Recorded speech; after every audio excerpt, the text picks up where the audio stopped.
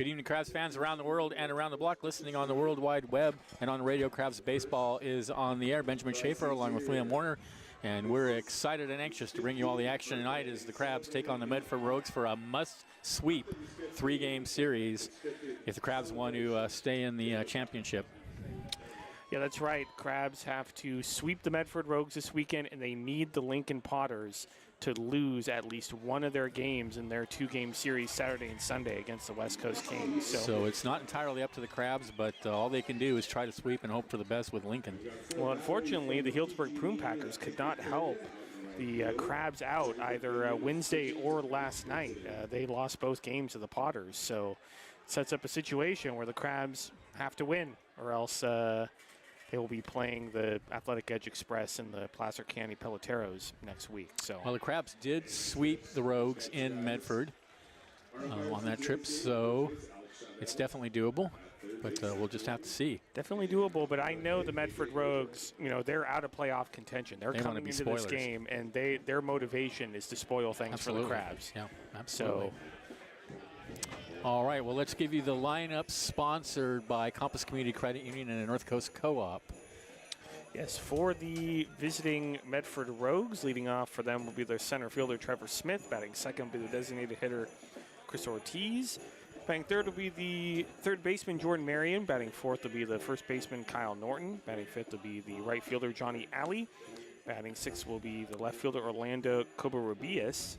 Batting seventh will be the catcher, Trey Osborne. Batting eighth will be the second baseman, Travis Finney. Batting ninth will be the shortstop, Ryan Severns. And on the mound for the Rogues will be Noah Lowe. The Crabs faced all of these guys, I believe, in Medford. I believe so. I believe you're right. Thank you, Liam. For our Crabs, Keenan Morris leads off at third base. Tyler Howard in right field bats second. Cameron Sewell, second base, bats third. Adam Enyart will be the DH hitter and bat cleanup. Liam Forsyth will catch and bat fifth. Tate Metcalf at first base bats sixth. Jacob Pappas in left field bats seventh. Timmy Reed out in center bats eighth. Michael Prazo will be at shortstop. He'll bat ninth. And on the mound for the Crabs, it's their ace, Miles Standish.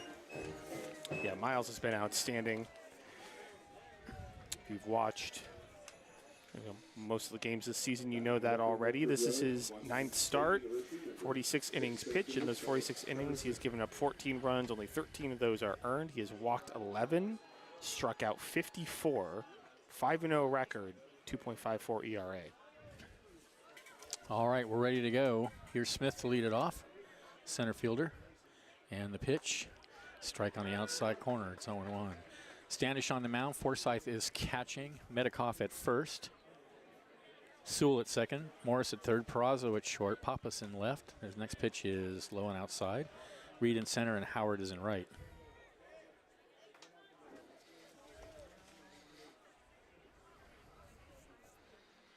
The 1-1. Swing and a miss. 1-2. Who are the umpires tonight, Liam? The umpires tonight. Home plate, A.J. Hairbold, and he's a Dodger fan. Do with that information what you will. I saw a Dodger hat on him down there earlier. Liner into left field, caught by Pappas, who's wearing actually, a lot of the Crabs are wearing Santa hats. Santa hats in the field. That's awesome. Tonight is Christmas in July. For some reason. At first, the umpire is Alex Chavez, and at third is the familiar Zach Norton. Here's Ortiz.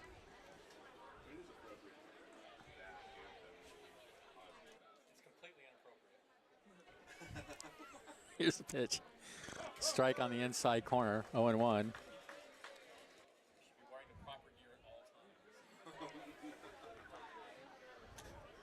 The 0-1 Ortiz. Breaking pitch fouled out of play.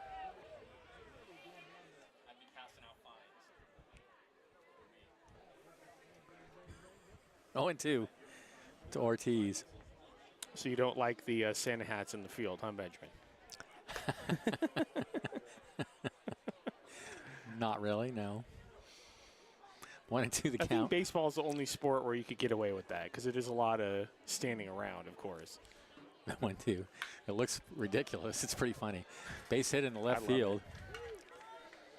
So runner on with one out for the Rogues.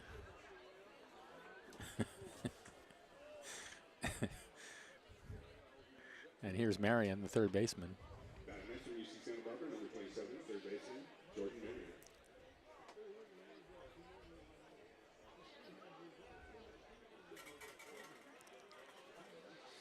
Lights coming on already at the ballpark. It's been an overcast day most of the day.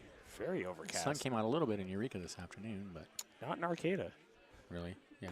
Fastball misses outside, 1-0. It's usually the opposite, but the clouds did not budge here today. It didn't really burn off, just a little bit in the afternoon around 2 o'clock. I went for a walk and it was fairly sunny out. The 1-0 fouled out of play. 1-1. Hey, Crabs fans, next time you come to the park, make sure you get yourself a Crabs program. That's right. They're out. We're coming near the end of the season, and you're going to want to have one of those for, just for a keepsake. Hey, I wrote a few to keep your articles programs, in there. and Liam has some good articles in there. He always has. I interviewed interesting stuff in there. Damian Henderson. Oh, that's great. It was a really good interview. 1-1 pitch is a strike on the outside corner. 1-2. I think they're are they $1 or $2? I think they're usually $2. $2. No, they're $5 $5. this year. Okay. Because there's a lot of stuff in Those there. are thick. I also wrote an article on the Arcata ballpark renovation. Oh, cool. 1-2. Throw behind the runner. The pitch was outside, and the runner's back in time, so they count 2-2. Lots of good stuff in there. Tracy Mack, who used to be on the Crabs board, now works for the Rogues, but also for the Crabs, helps with the program. Did a really good job putting it together. Yeah, so. Tracy always usually is heavily involved in putting the program together, and it always looks great when it's ready to go. The 2-2, grounder out to second base. Sewell tosses to short for 1, back to first. In time. It's a 4-6-3 double play to end the inning. For the Rogues, no runs, a hit, no errors, nobody left at the end of half an inning. Rogues nothing. Crabs are coming up. This is exciting Crabs baseball, 107.3 FM.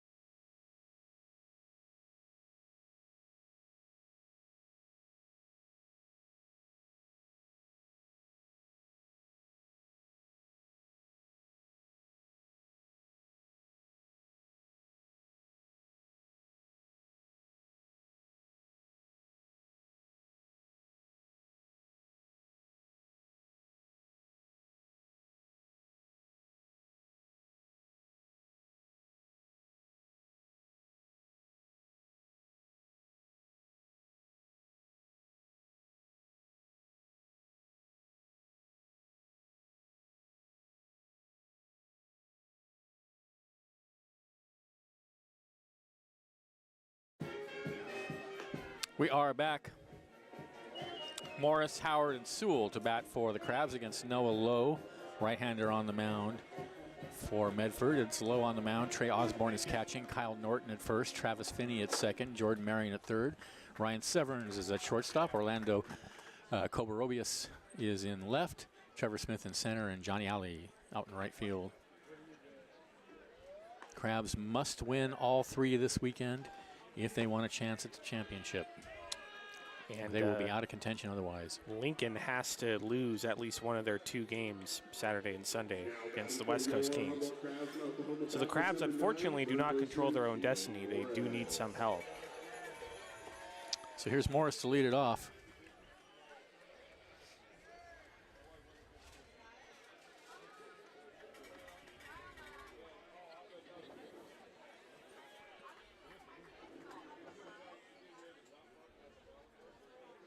Low sets.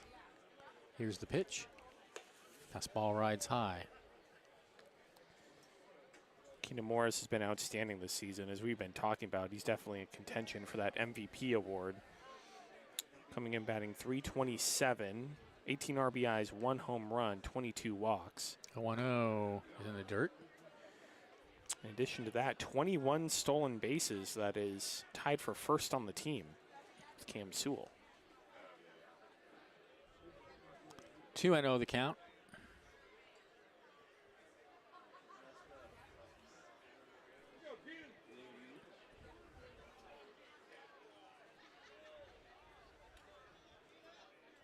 And the pitch. Inside, 3-0 to Morris. By the way, I do want to stress that even if the Crabs fail to make the PEL championship next week, there will be a full week of games. Athletic Edge Express will be in Tuesday, Wednesday, then the Placer County Peloteros will be in Friday, Saturday, and Sunday. 3-0 is in there for a strike at the knees, and that'll close out the 2025 season. It has gone very fast. It goes by faster and faster every year. It sure does. 3-1 the count. And that's ball 4. So Morris draws the leadoff walk. And here's Tyler Howard. That boy, Aiden Waters.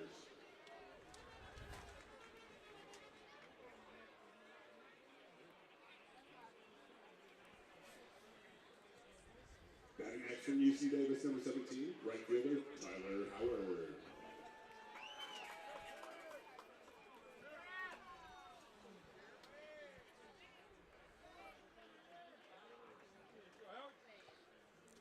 Howard takes a strike at the knees, 0-1.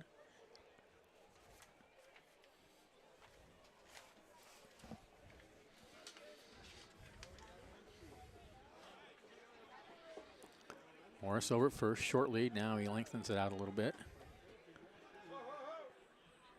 And Low deals low. 1-1. Howard coming in batting .345. 3 home runs, 22 RBIs, 11 walks, 10 stolen bases. He's been one of the low-key, really good players that's not talked about as often. The 1-1. And he fouls that one out of play. Joined the team pretty late. Joined the team in Healdsburg in the middle of June and has racked up a lot of good numbers despite that. He's been really consistent since he joined the team. 1-2.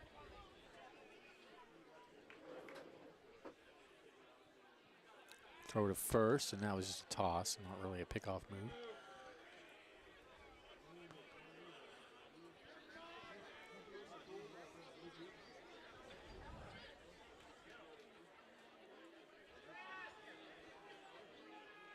One, two. Slider is outside, and the count goes even.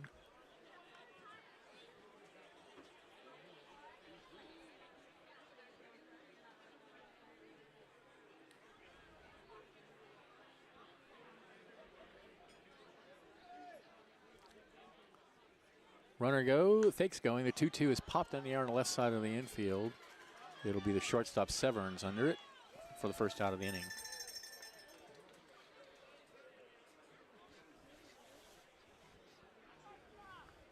One away.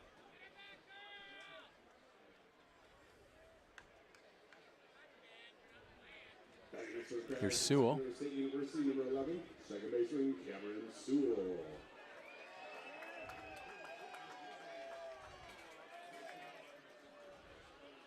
Left-handed hitter. Morris still over at first. Low sets. Morris goes. The pitch is low. The throw down the second is not in time.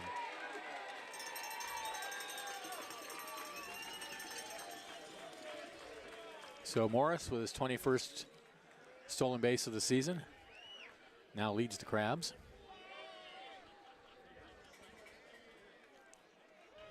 And there's a 1-0 count on Sewell.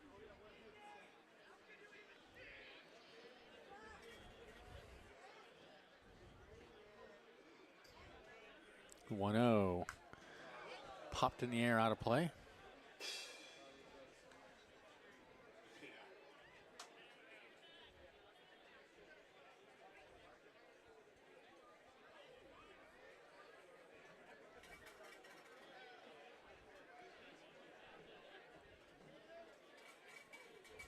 One ball, one strike to count.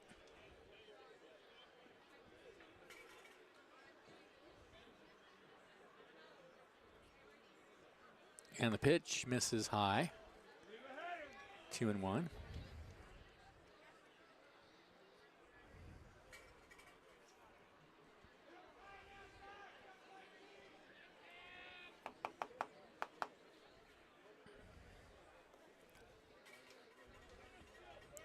Low, a long look in now.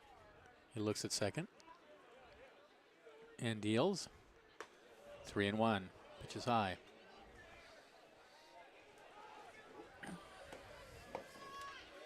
Sewell's been outstanding. He's been the best hitter for the Crabs, batting .382, 39 RBIs. That's second on the team. 7 home runs. That leads the team.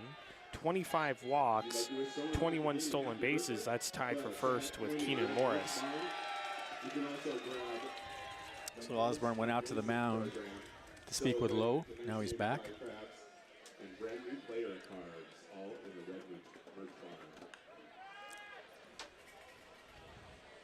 In addition to the program, we have brand new player cards you can pick up also at the concession stand. Get your 2025 team in order. The 3-1. Big swing and a miss on a fastball in a little bit outside. And the count goes full to Sewell.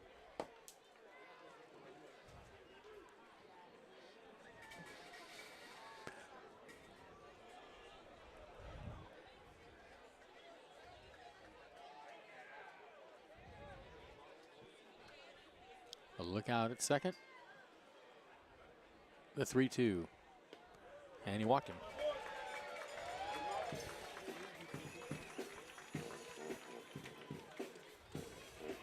So runners on first and second now for Adam Enyart. This pitcher Lowe, he's a kind of a slow worker.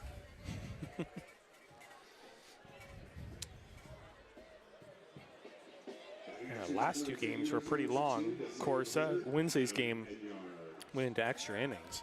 That's right. But this one's a long game already. It's because Lowe takes a long time to deal. Couple looks out at second. Now he deals. That's a strike on the outside corner. Good pitch. Enyart has been fantastic offensively as well, batting .357, 6 home runs, 47 RBIs. That leads the team. 17 walks, 5 stolen bases.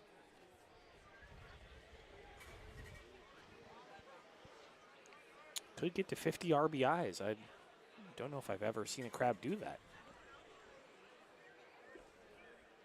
The 0-1 is popped out of play.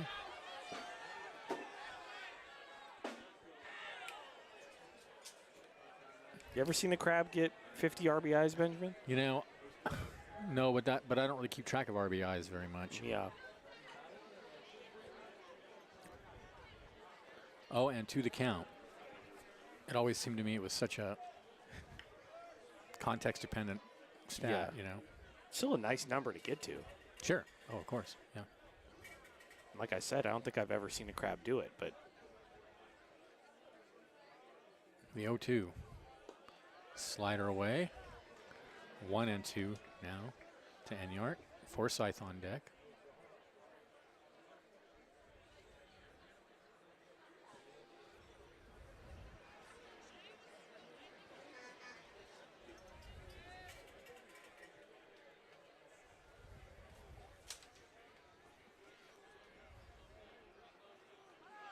One-two misses outside, and the runners take off. So that's a double steal. No throw.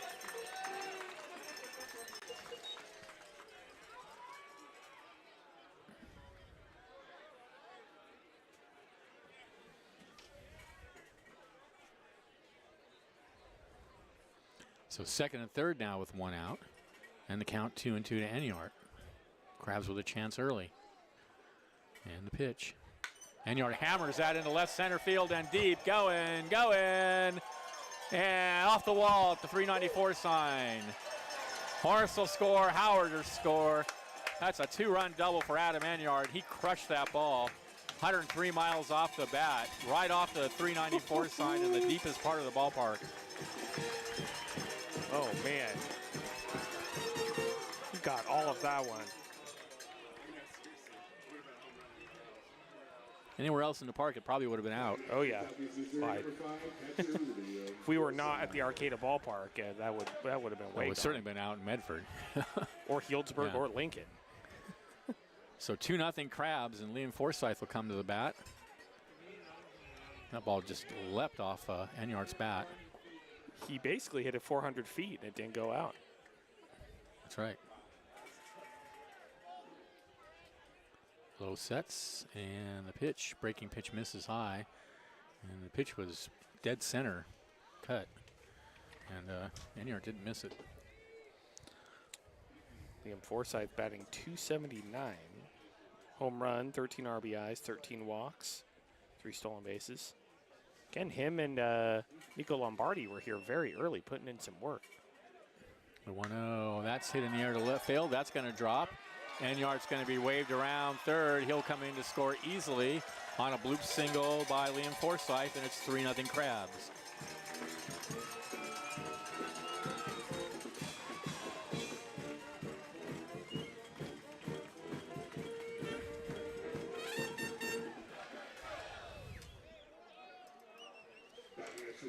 University number 26, first baseman, Tate Medikov. That brings Tate Medikov to the bat.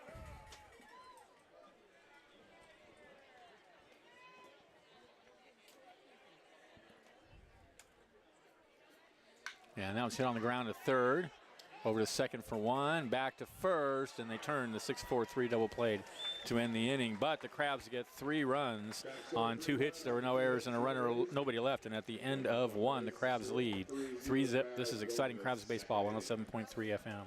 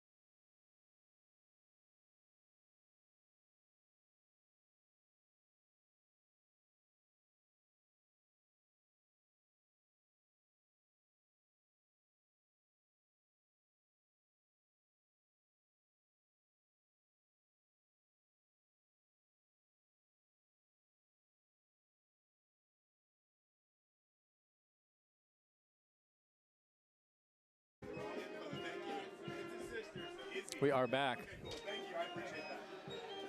Crabs leading 3-0 in the top of the second inning. It'll be Norton, Alley, and Cabarrubio to bat for the Rogues. Thanks to Baywood Golf and Country Club and the Big Blue Cafe. Visit the Crabs' favorite Big Blue Cafe on the Plaza in Arcata, serving breakfast and lunch all day. Welcome home to the Big Blue. So here's Norton to lead it off, left-handed hitter. Against Miles Standish, and Standish deals a fastball low and inside, 1-0.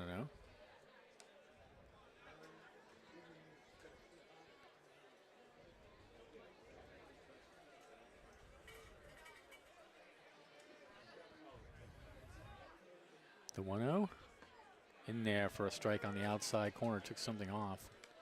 Good pitch. 1-1 now to Norton. 1-1, fouled out of play.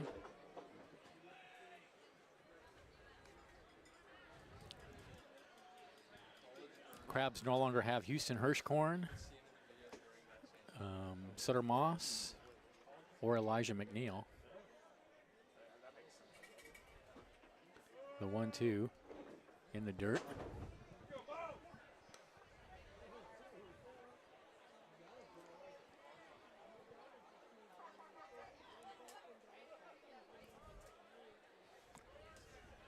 Two balls, 2 strikes to count. And the pitch. Check swing, and he's out. 1 away. First strikeout of the game for Standish.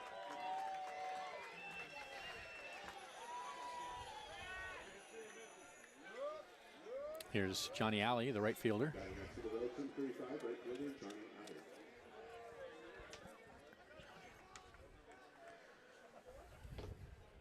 Coolest name in baseball. That's right. Here's the pitch, and Alley takes a strike at the knees. I think it's only the second best name in the PEL, though. What was the other name? I think I have to give the best name to Bobby Bangs. Oh, Bobby on Bangs, that's the true. Solano Mudcats. 0-1, check swing. Did he foul it or did it hit him? It looks like he fouled it away. 0-2. Fastball up and in. Unless the Placer County Peloteros have a better name, I think that wins. The 0-2 waved at and missed on the off-speed pitch, 2 away.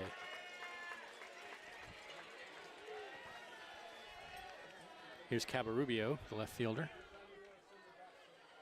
Cobarrubio, I believe, actually. I think it's Cobarrubias. Cobarrubias. Batting next to Cobarrubias. the 28, left fielder, Orlando Cobarrubias. Cobarrubias. There we go. And Cobarrubias takes a strike at the knees, and great pitch. Change. 0-1. The 0-1, there it is again. And that's a strike on the outside corner, and quickly Stanish is ahead of Cobarrubias. 0-2. Pitch away from striking out the side. The 0-2. Check swing on a pitch outside. No swing.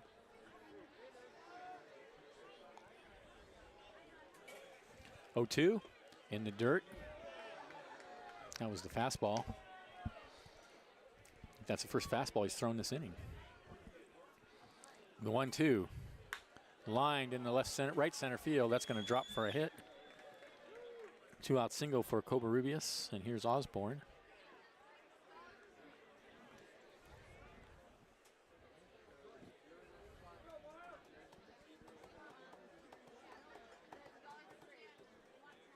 Batting next to University of Portland, number 29, catcher, Trey Osborne. Trey Osborne, the catcher in tonight's game.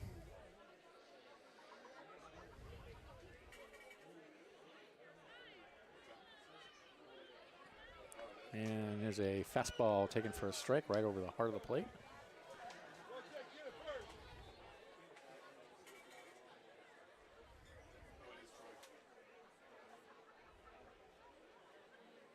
The 0-1. Inside and low.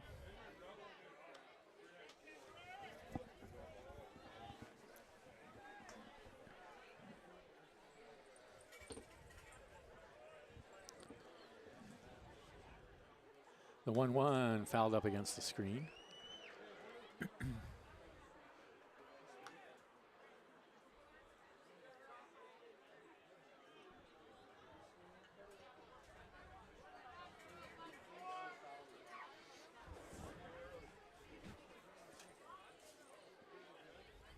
A ball and 2 strikes to count. And the pitch. And he bounces that one all the way up over the fence and On into our the deck. stands, onto the deck. It hit our deck and then bounced right back to Trula, actually. One of our 50-50 girls caught it off the bounce. That was one wild pitch, I'll have to say. And that's the second time in, I think, 3 games that a That's pitch has happened, yeah. bounced, hit the plate and bounced over the fence. Well, that ended the game on Wednesday night.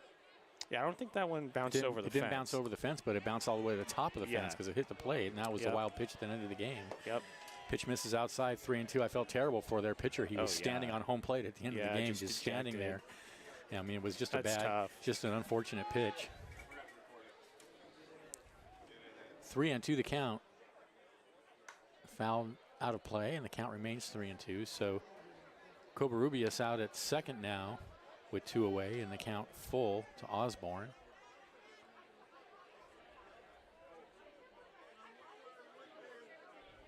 Don Hofacker's back in the park as a civilian.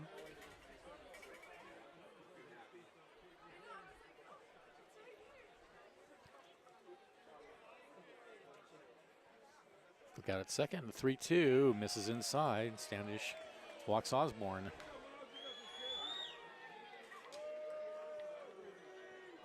So first and second with 2 outs. Here's Finney, second baseman.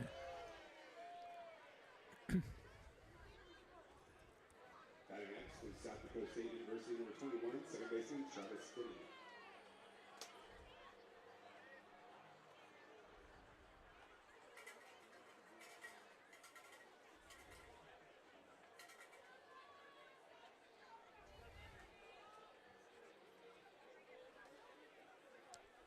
And the pitch to Finney is fouled out of play.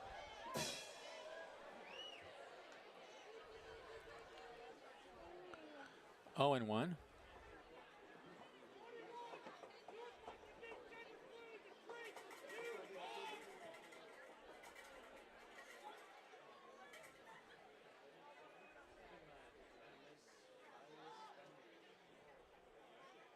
Looking out at second, the 0-1 misses low.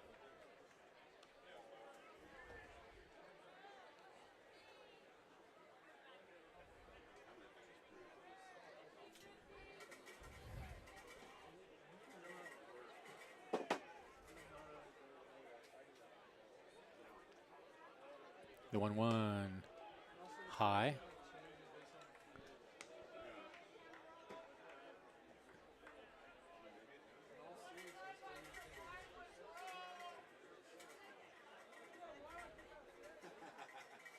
Two and 1.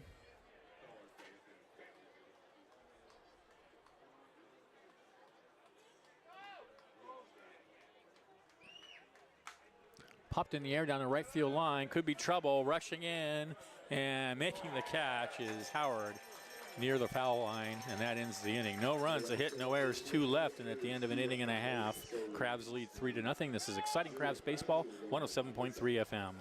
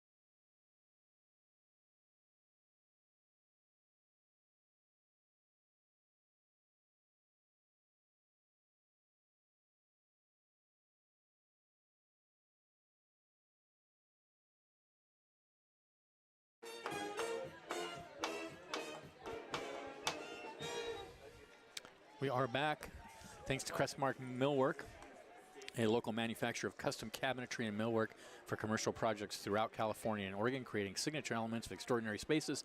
Since 1997, Crestmark is committed to promoting a healthy and productive society by investing in the relationships with our employees, local communities, suppliers, and customers. Here's Pappas to lead it off. Crabs leading 3-0.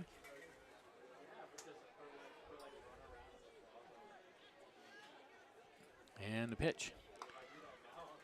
Breaking pitch misses outside, 1-0. Pappas coming in batting .337. He has 1 home run, 15 RBIs, 10 walks, 9 stolen bases. Low sets, sand deals. Swing and a miss at a fastball away, 1-1.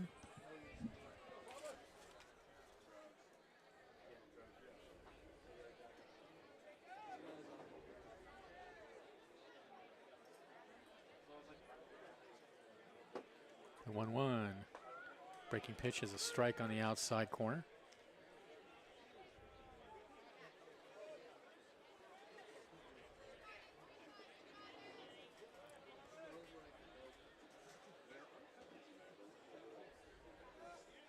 A ball and 2 strikes now the count. Here's the pitch. Oh, called strike 3. Great pitch. Pappas caught looking for a strikeout for Lowe. And here's Timmy Reed. Timmy Reed coming in batting .253. His batting average has gotten a lot better as the season's gone on. A couple of home runs, 11 RBIs, 12 stolen bases. Left-handed hitter, here's the pitch. And he hits that on the ground out to second base on a couple of hops. Throw to first, 2 away.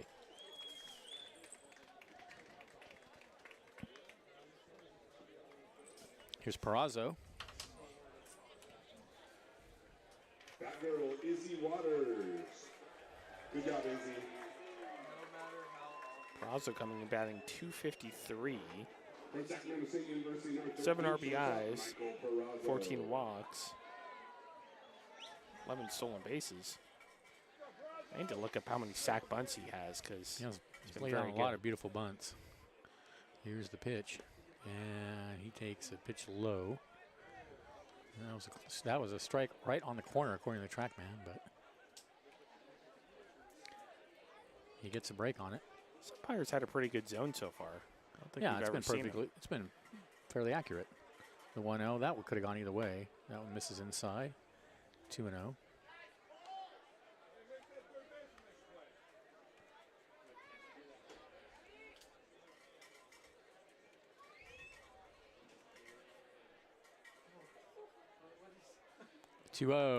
Cued foul past third base.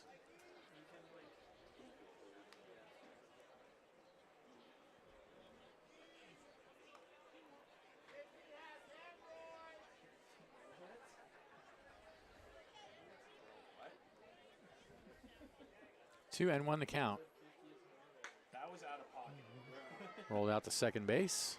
And that ends the inning. Crabs go 1, 2, 3 in the second, but they lead 3-0. This is exciting Crabs baseball. 107.3 FM.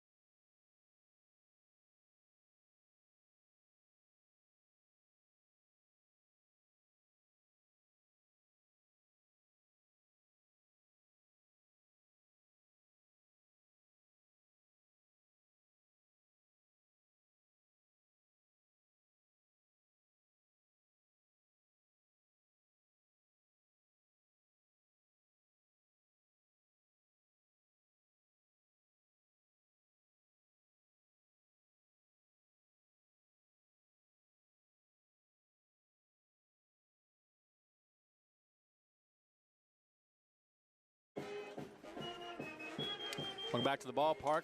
Top of the third inning, it'll be Severn, Smith, and Ortiz to bat for the Rogues, thanks to Cypress Grove Cheese, the leading producer of delicious artisan goat cheese, including Humboldt Fog, one of the most famous cheeses in the country. Proudly based in Arcata, Cypress Grove cheeses are available at cheese shops and grocery stores nationwide and online at cypressgrovecheese.com. There's nothing like that Humboldt Fog feeling.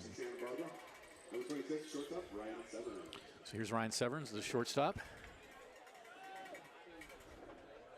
And Standish deals, and that's hit high in the air and foul, and it's going to make it bounce off the judo hut.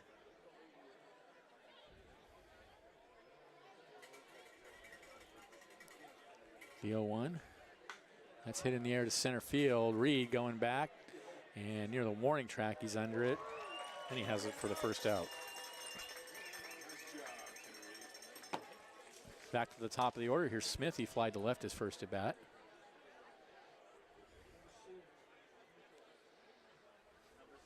At the top, in order for the Rogues, number 6, center fielder, Trevor Smith.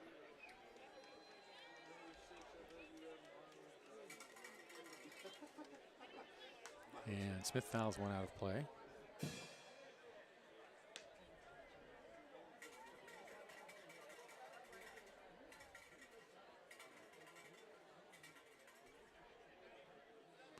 One strike on the inside corner. Good pitch. Right on the black. 0-2.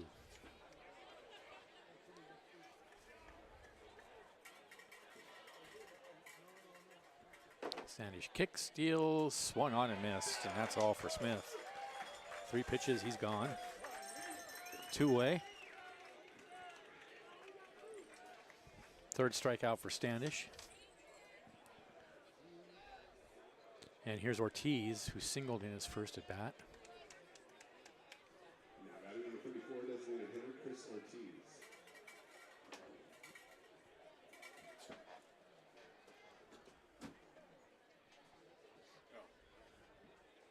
And that pitch is a fastball that just missed low and inside. Very close. It's going to get back from the netting.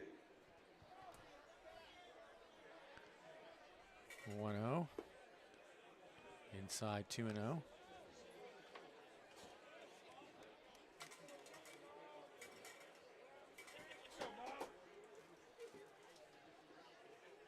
The 2-0 is a strike at the knees. 2-1.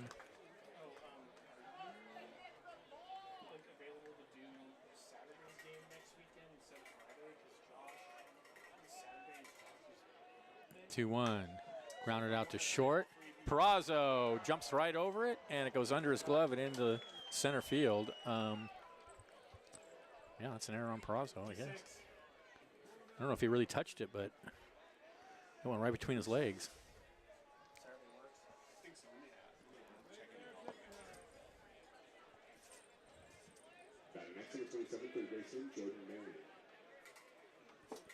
So here's Marion, grounded into a double play, his first at bat.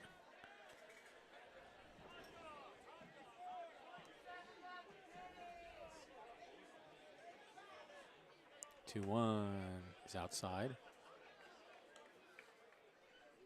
Sorry, the count is 1-0. The pitch is outside. Jack, new hitter. It's 1-0. The 1-0 misses away. The runner's going. Throw down the second, and he's out by a ton. And that wasn't even a great throw. I don't know what he was thinking. Yeah, the ball bounced. The ball still bounced he was out by a mile. 3/4 of the way, and he was still out by a lot. I mean, he took out after the pitch arrived at home, which was really strange. I don't know. But at any rate, Ortiz is caught stealing, ending the inning. And there were no runs, there were no hits, there was an error, and nobody left. And at the end of 2.5, it's 3-0 Crabs. This is baffling. Crabs Baseball 107.3 FM.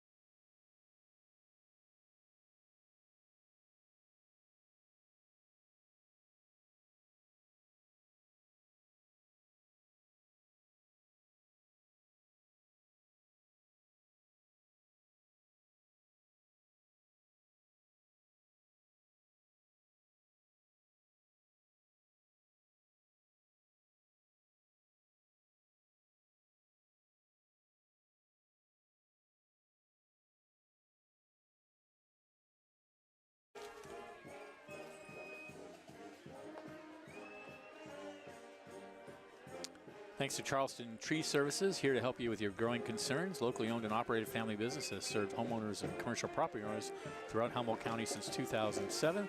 Also, Compass Community Credit Union. Team sponsor Compass Community Credit Union is happy to point you toward a better banking experience. Visit their conveniently located branches in Arcata and Eureka or online at compassccu.org. That's compassccu.org. Also, the North Coast Co-op. Come on, Benjamin, get into the spirit. Of baseball? Yes, of course. Yeah, not Christmas in July. I don't even celebrate Christmas in December, so. Fair. Here's Morris to lead it off. You can pretend that you do in July.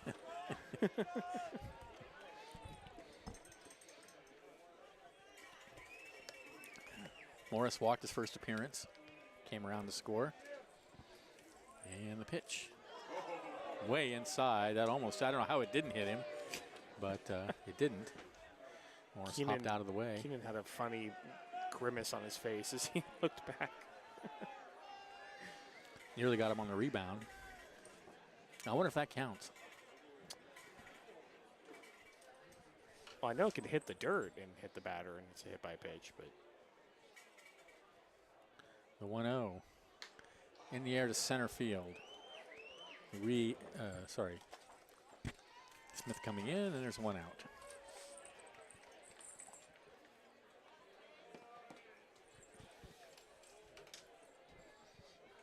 Batter Izzy, let's give her a hand.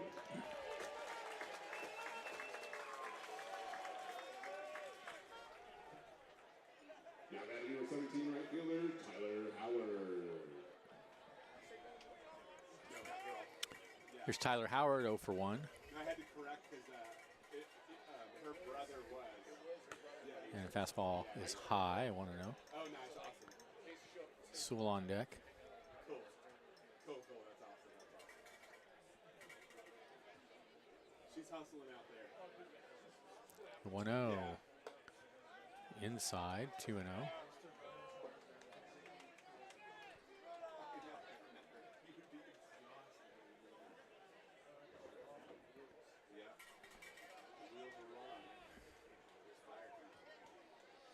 2-0. Inside again.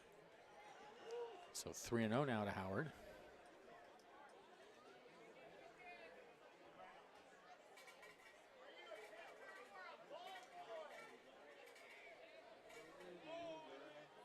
And the 3-0 is high. So Howard draws the walk with 1 out.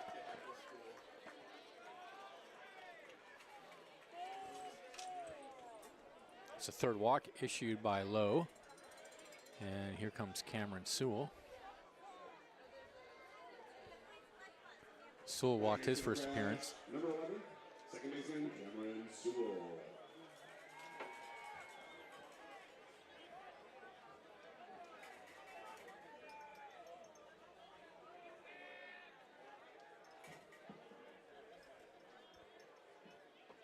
Runner goes.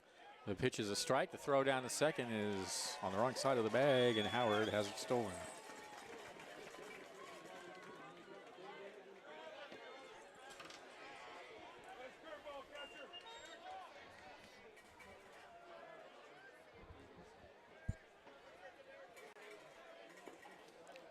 One to Sewell.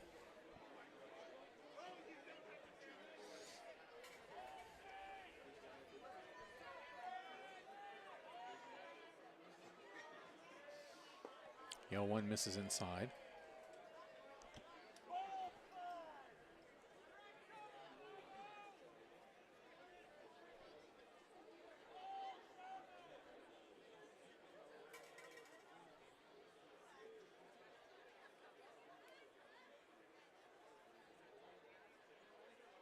The 1-1.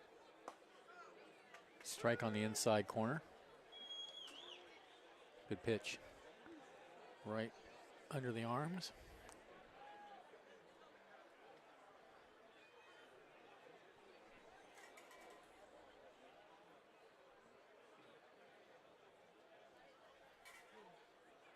One and two. Look out at second, and Lowe deals, and that's hit in the air to shallow left field. Rushing out and coming in instead is Covarrubias to make the catch for out number 2.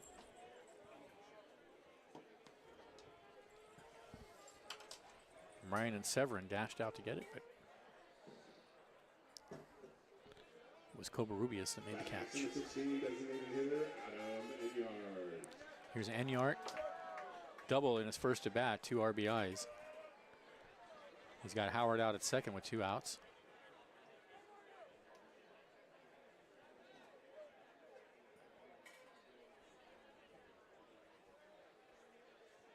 And he takes a huge cut at a breaking pitch at the knees, 0-1. Good pitch from Lowe.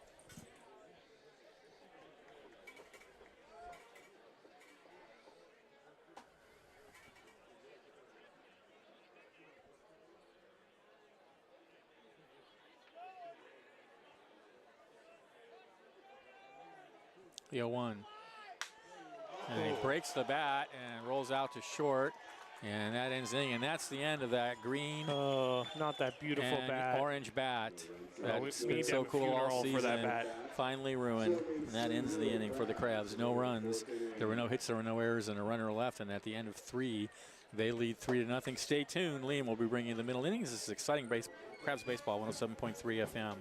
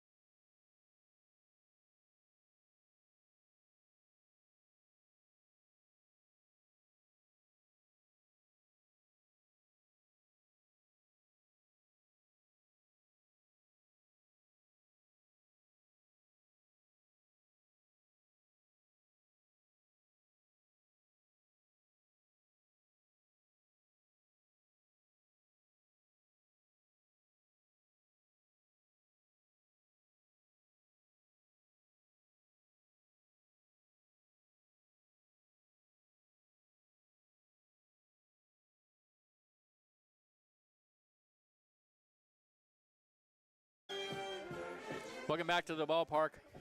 Top of the 4th inning, Marion, Norton, and Alley. And here's Liam to bring you all the middle inning action. Thank you, Benjamin. Miles Standish out for his 4th inning of work. And it will be Marion, Norton, and Alley due up for the Rogues. Must-win series for the Crabs. They have to sweep the Medford Rogues this weekend, and the Lincoln Potters have to lose one of their 2-game series Saturday and Sunday against the West Coast Kings. That is the situation. Sweeping is necessary, but not sufficient. Pitches in there for a strike to Marion, 0-1. Fortunately, there are a few games that you can look at that the Crabs should have won. Yeah. 0-1 is in the dirt, 1-1, and if they fail to make the PEL championship, those are the games that will be talked about. Well, they were in every game against Healdsburg, and they just couldn't pull a win out. And they had to lead a couple times and couldn't hold it. The 1-1, Mrs. Lowe 2-1. I think Mitchell was talking on Tuesday. He was talking to Robin Guyver, and he said the 2-1 is fouled off the plate. It's 2-2, and Forsyth is in some serious pain. That hit his thigh. So he's walking around. He's in quite a bit of pain, and Robin Guyver is going to go out to talk to him. But Mitchell was talking to Robin about the game on Sunday, and Robin told Mitchell that that game kept him up at night. Yeah. The way they lost it. And I think it's not only that game that's going to keep Robin up at night if the Crabs fail. That was a tough loss. That's the one championship. where they got 2 home runs in the 9th inning. Yep. And that just, yeah. You know, that game in Lincoln where the Crabs had the lead in, I think, the 8th inning and gave up 6 runs and lost. I mean, there are quite a few, but it is not over. Crabs still have a chance. So Forsyth is okay, and that pitch is fouled off the plate again, and it's still 2-2. Just needed some time. A few choice swear words, I think, helped. Oh, yeah. Always helps me, at Yeah, least. swearing does help in those painful situations.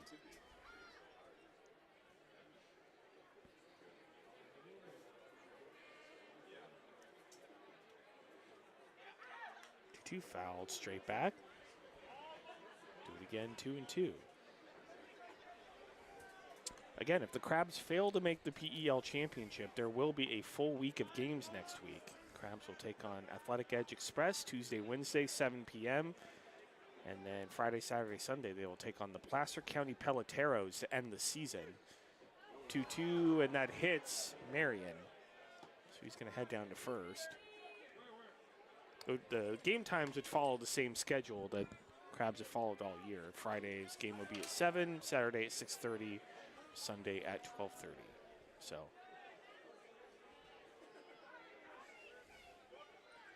no matter what, there will be a full week of games next week. But Crabs would much rather they be meaningful games and not just games to be played for game's sake, which is better than no games at all. So Norton will step in. Again, the whole point of summer collegiate baseball is if you're playing games at all, I mean, they're meaningful in some way. You're always working on something at this level, trying to get better.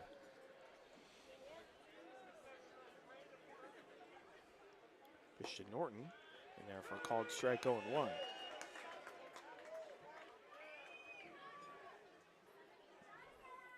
So, of course, tomorrow and Sunday, the Crabs will be keeping a very close eye on that Lincoln West Coast Kings games.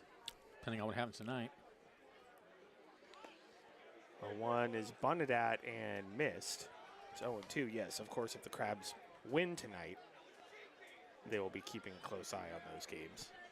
Crabs lose tonight, it is over.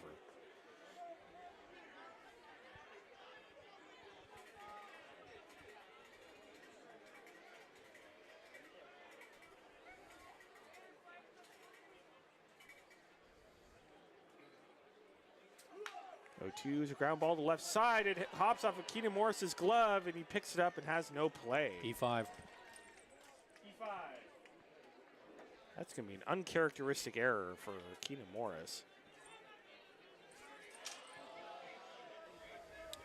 I'll make it first and second with nobody out. I'll bring in Johnny Alley.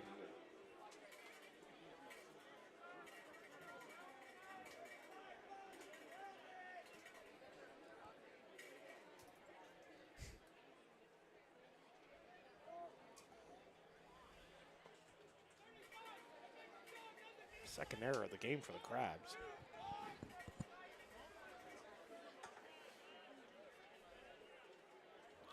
Shows bunt.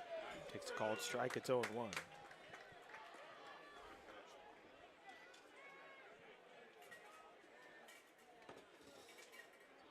Several dignitaries from the Rogues are here at the Arcata Ballpark.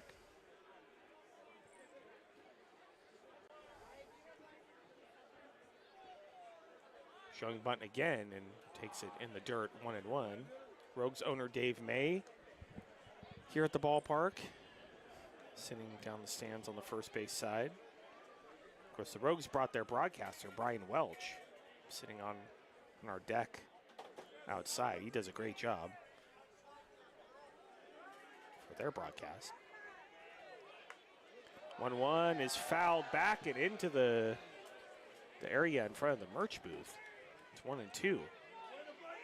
The only way you're going to get a baseball in that area is if it's bunted foul.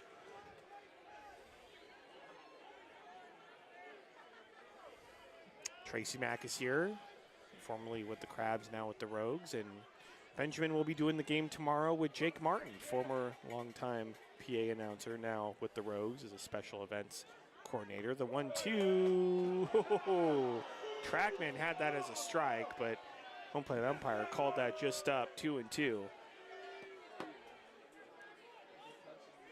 Close enough to be a ball. Yeah, it's not a bad call. It's definitely 50-50.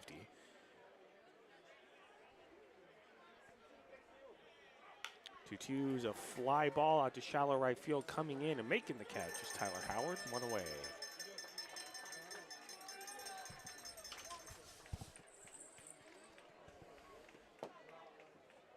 And that's going to bring in Orlando Covarrubias.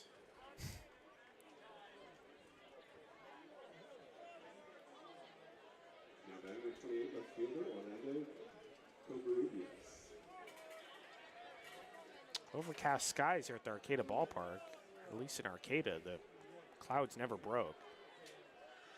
Cloudy and gray all day, and it's going to be all night. I think tomorrow's going to be a similar deal. Thank you. Jacobo Rubias is in there for a called strike, 0-1. The weather app I was looking at says that Sunday looks to be a little bit nicer. Yeah, it's supposed to be nice on Sunday.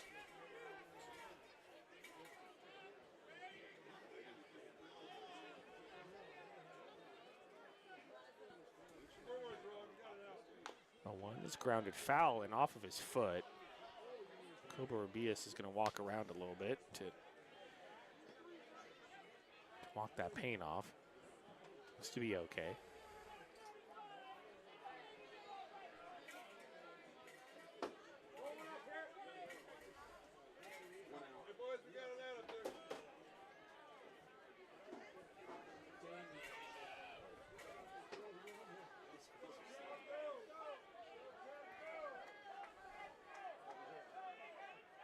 Oh, 2 is a ground ball to the right side. It's going to be picked up by the first baseman, goes to second for 1, and that's going to be it. Medikoff making a nice play on a slow ground ball. Get the out at second. So Marion to third. Morton forced out at second. Covarrubias reaching on the fielder's choice. So that makes it first and third with 2 outs. It's going to bring in Troy Osborne.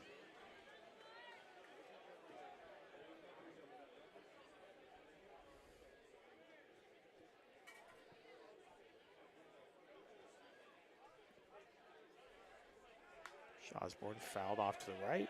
2-1.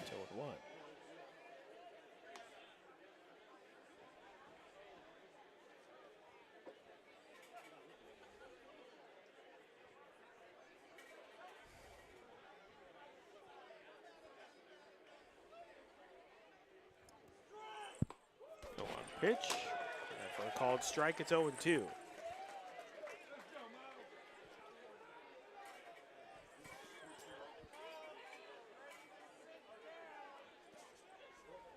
And the runner goes from first, and Standish throws to second. They have him in a rundown, and tagging him out is Cam Sewell, and that's going to do it here in the 4th. Wow, another base running mistake by the Rogues. Yeah, Covarrubias just started going, and then Miles Standish, the pitcher, spun around and noticed him and got him in a rundown. And great play to pick off Covarrubias to end the inning. Rogues fail to score here in the 4th. Crabs lead 3-0 as we head to the bottom of the 4th inning. You're listening to Crabs Baseball, 107.3 FM.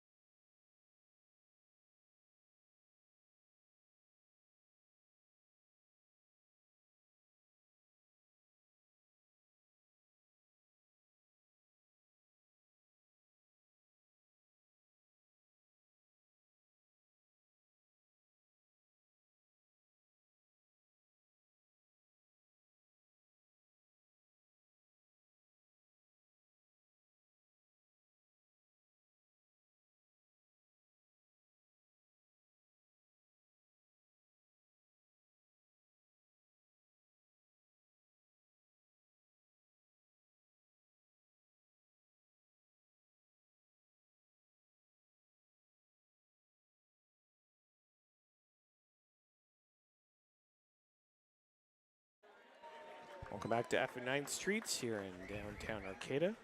Bottom of the 4th inning, Crabs lead the Rogues by a score of 3-0. It's going to be Forsyth, Medikoff, Papastu up against Lowe out for the Rogues.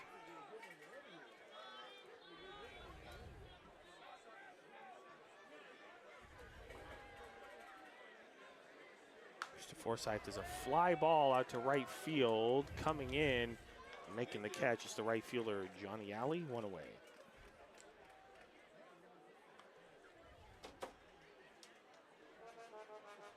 It's going to bring in Tate Medikoff.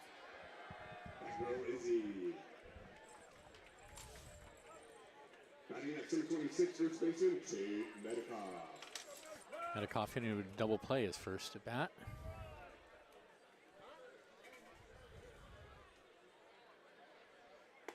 Medikoff in there for a called strike, 0-1.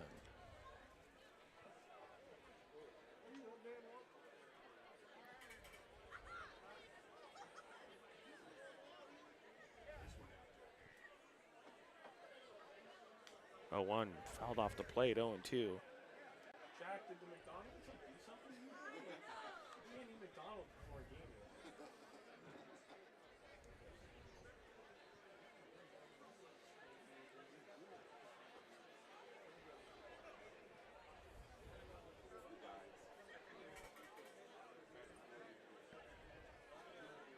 Definitely 0-2, high and inside. 1-2.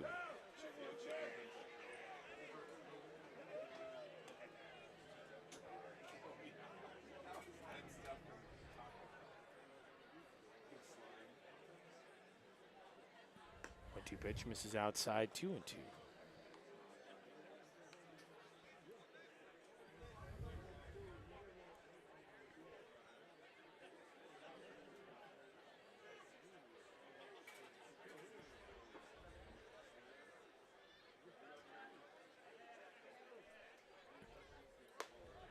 2-2 misses up high. Count goes full 3-2.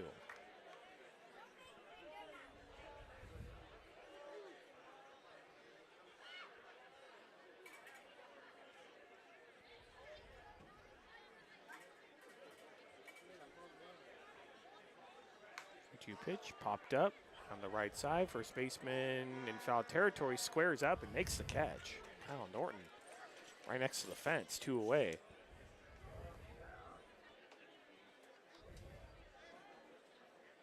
And that's going to bring in Jacob Pappas.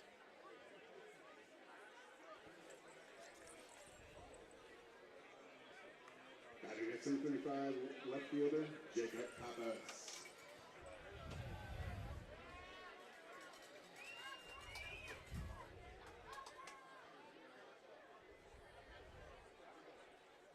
To Pappas.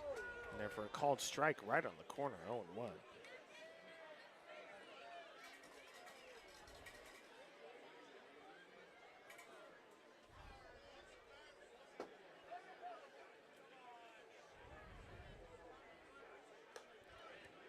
The 0-1 misses up high, 1-1.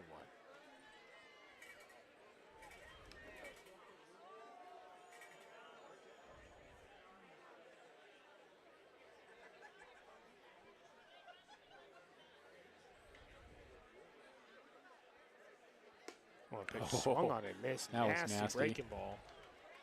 1-2.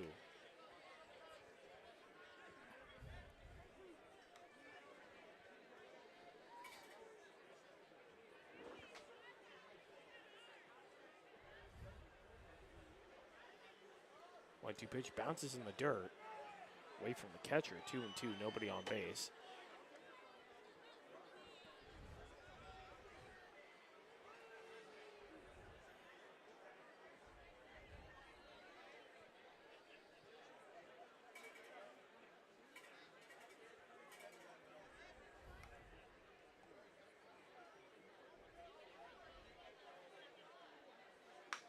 Two-two's a line drive that's caught by the timing second baseman, Travis Finney. What a great play by Finney to make that catch. And that's going to do it here in the fourth for the Crabs. They fail to score up. They lead 3-0 as we head to the top of the fifth. You're listening to Crabs Baseball, 107.3 FM.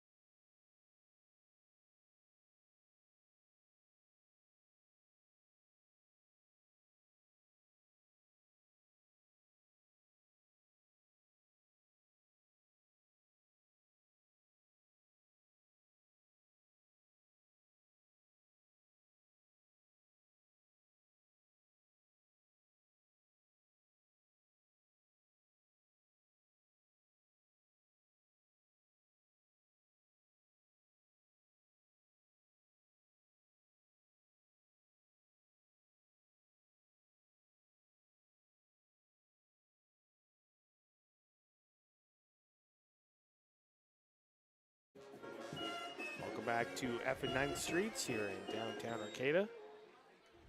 Top of the 5th, Crabs lead 3-0. It's going to be bottom of the order, Osborne, Finney, and Severance due up. And that pitch hits Osborne, and he's limping down the first base line.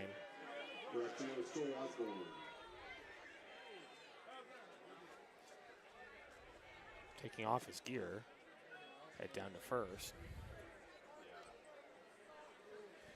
That's going to bring in Travis Finney, who made a great catch to end the 4th. Diving to his right.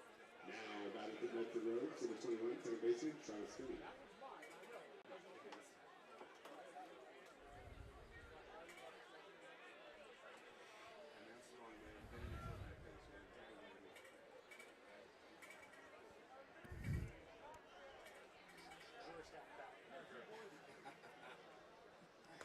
Finney, high and outside, 1-0. Of course, not much longer here on crab season, but a few weeks after crab season ends, local sports continues here on the airwaves. ESPN 107.3 FM, 1340 AM, College of the Redwoods football. Gets started at the end of August. The 1-0 is in the dirt, 2-0. Benjamin will not be on the call, however, it'll be me and Mitchell Mongi bringing you all the action, home and away games, starting August 30th against Sacramento City College. 2-0 swung on and missed. It's 2-1.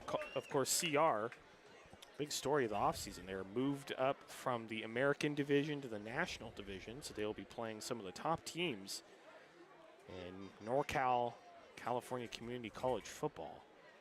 Should be a great competitive season. Throw over to first, and back in safely is Osborne. Did they get moved up because of their record last year? I think Or they got is it moved for up some because of other reason? their record the past few seasons. I'm not Okay. sure really how that process works. I think it might be a committee or maybe the team makes a decision. The 2-1 is grounded right back to the pitcher. It's over to first, one away. On to second. We'll go Osborne on the play. It's runner at second with one out. And that's going to bring in Ryan Severance. Yeah, the CR, they've been very good the past few seasons. They won a bowl game the last 2 seasons. They got into a bowl game the season before that. So they've been very successful. Head coach Jason White has done a great job building a really successful program at CR.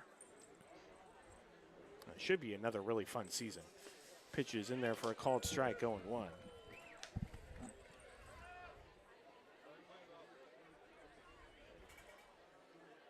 Okay, first game, August 30th against Sacramento City College, right here on the radio, and all the home games at the Redwood Bowl on the campus of Cal Poly Humboldt. 0-1 is outside, 1-1. I always wonder what all those cars were doing out there on Friday nights when I get out of class. Well, the games are on Saturday. Oh, Saturday. Okay, I don't know what they're doing Friday then. That's something else. Are they day games? I think most of them are day games. Most of them are usually 1 o'clock kickoffs. The 1-1 is in the dirt, 2-1. I would have thought Sunday. Isn't that the day for football? Sunday is the NFL day.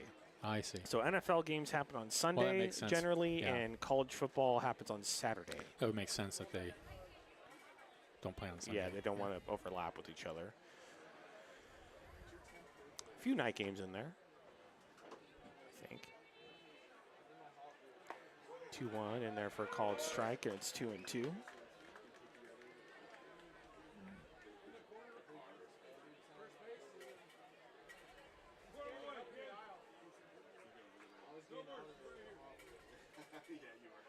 Rogues have a runner at second with one out. Trail 3-0. The 2-2 is fouled off to the right, off the screen. Do it again, 2-2.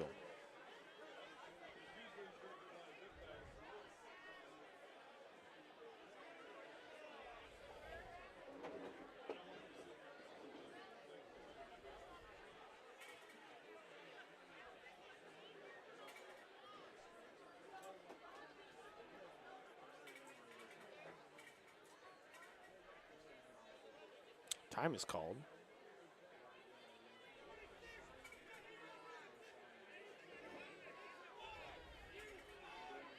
Evans will reset, get back into the box. 2-2 pitch, misses way up high. Count goes full 3-2.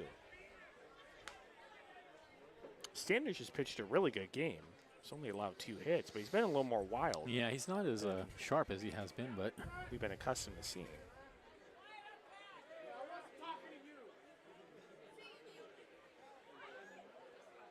Three-two, called strike 3. That was a perfect pitch right on the lower inside corner.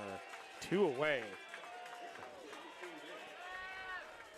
I mean, if you're watching the stream, you look on the TrackMan, that is right there. Bring in the top of the order, Trevor Smith.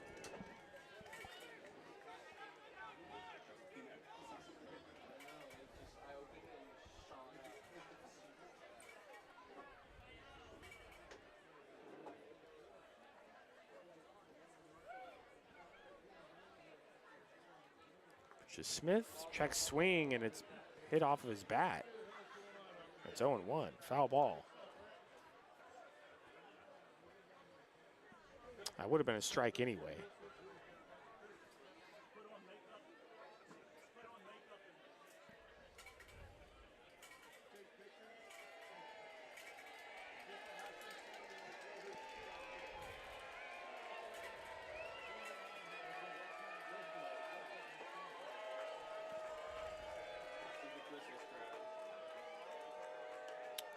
This is up high, 1-1. The cheers you are hearing are because it is Krusty Claus.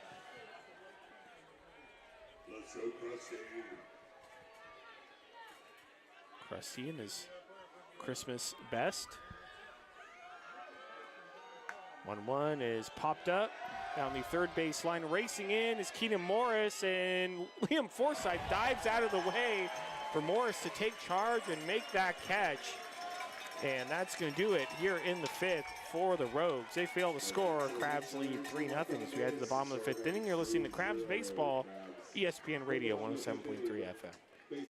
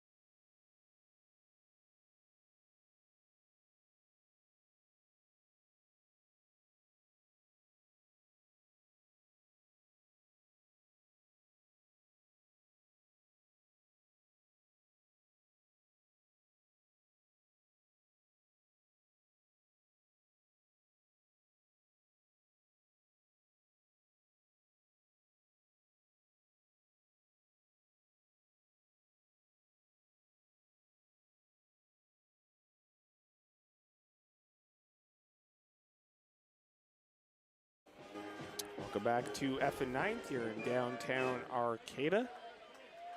Bottom of the 5th inning. Crabs lead the Rogues 3-0. Crabs Baseball is brought to you by the North Coast Co-op and by North Coast Mercantile, family owned and operated. Serving Humboldt County since 1951, North Coast Mercantile brings you a fantastic assortment of domestic, import, and craft beers, as well as wine, spirits, non-alcoholic beverages, and snacks. Check out the North Coast Mercantile's Titus trailer and the right field beer garden in the Arcata Ballpark. 8 taps featuring local microbrews, wine, and cider. Will be Reed, Perazzo, and Morris due up for the Crabs.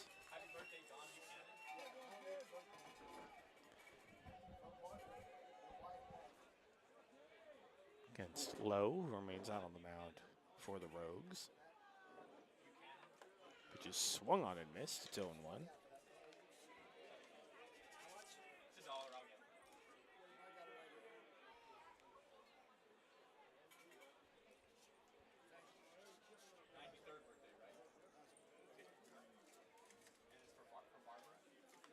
One fouled straight back to the screen. It's 0-2.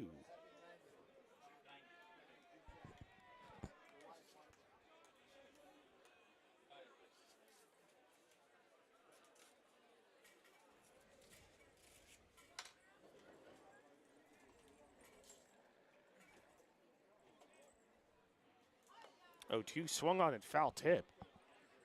Just out of the glove of the catcher, Osborne. Do it again, 0-2.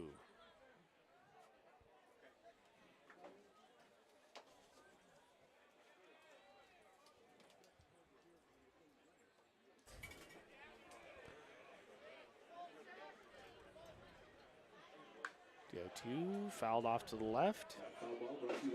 Do it again, 0-2. I think Charleston Tree Service should sponsor the sawed-off bats. That would make sense to me. That's a good idea. Like every time there's a sawed-off bat, Charleston Tree Services. We need to get someone on that. The 0-2. This is up high, 1-2. For every broken bat. That's a really good idea. You know, it should be relevant to the event. Yes, of course. Now, I don't know what you about the tuna mongers, but 1-2 is swung on and missed strike 3, 1 away. Wild Planet. yeah. Oh, maybe when someone walks a batter. That walk was brought to you by Wild Planet. Yes, the wild pitching was brought to you by Wild Planet. That's a good one. I'll bring in Michael Perazzo. And when the umpire strike zone is wild, we could attribute that to the fireplace.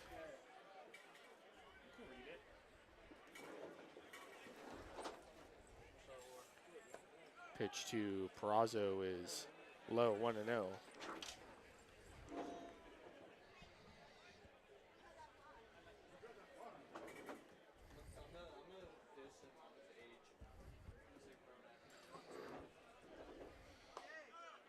In there for a called strike, 1-1.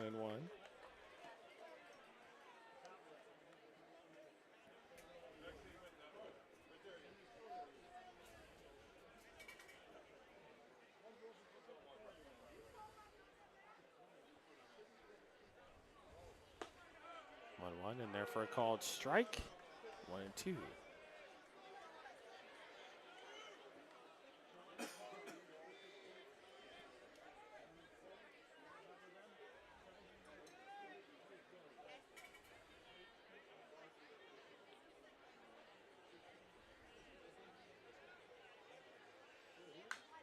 Two is popped up, shallow left field. Covarrubias, the left fielder, will come in and make the catch 2 away.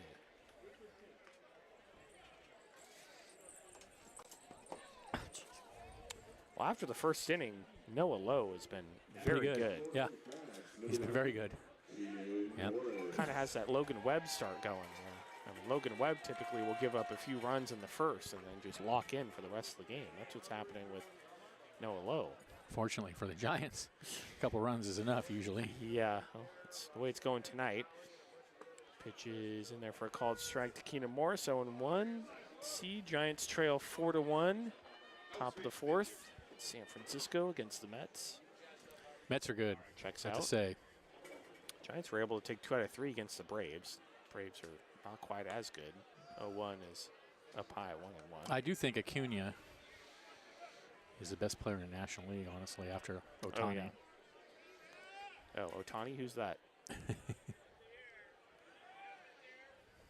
It's not like Major League social media accounts post about him every day. The 1-1 Every single day. Grounded fouled on the first base line, 1-2. Really? It's like nobody true. else in the league exists.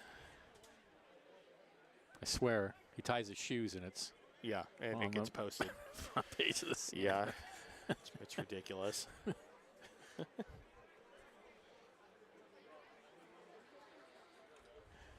1-2 is high and inside.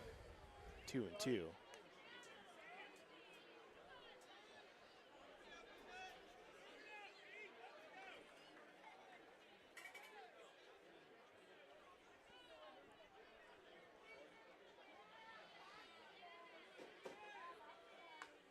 Fouled straight back to the screen. We'll do it again, 2-2.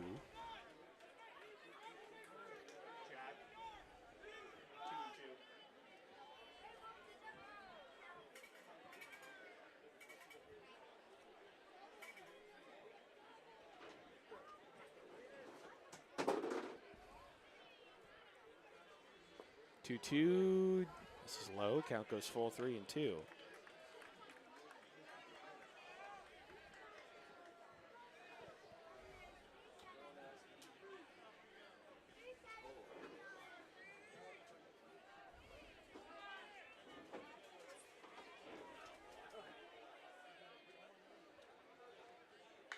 Two pops straight up. Left side, third baseman making his way into foul territory and reaches out on a knee, makes the catch. Jordan Marion. That's going to end it for the Crabs here in the fifth. They failed to score, but the Crabs lead 3-0 as we head to the top of the sixth inning. You're listening to Crabs Baseball, 107.3 FM.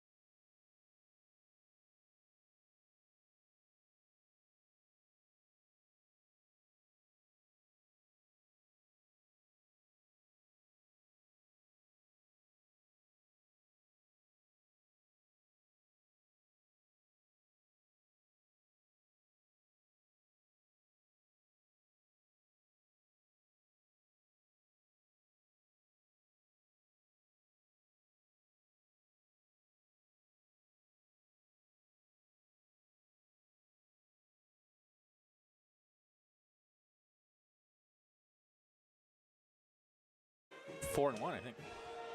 Welcome back. Top of the sixth inning.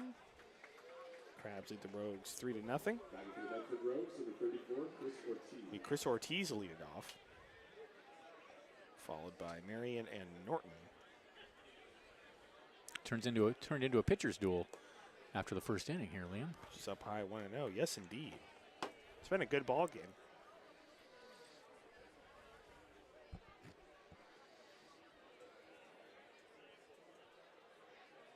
The 1-0. And there for a called strike, it's 1-1.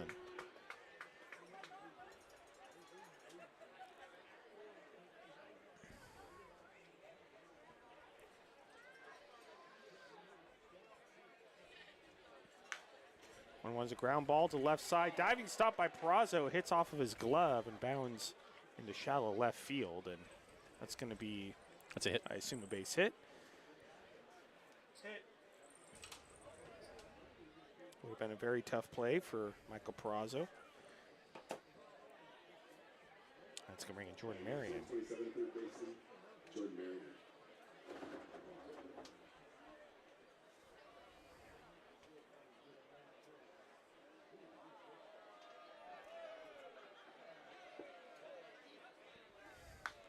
Marion is a fly ball out to left field, and it's going to drop in front of the Crabs left fielder, Jacob Pappas, for a base hit. So Rogues have something going here in the sixth.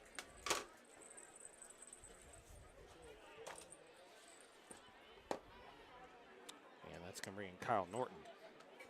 Next number 14, Kyle Norton. Norton's 0 for 2.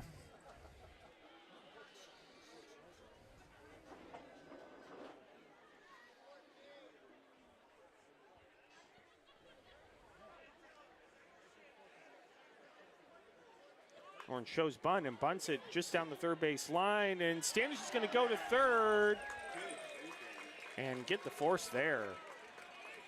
Good One job. away. Great heads-up play by Miles Standish.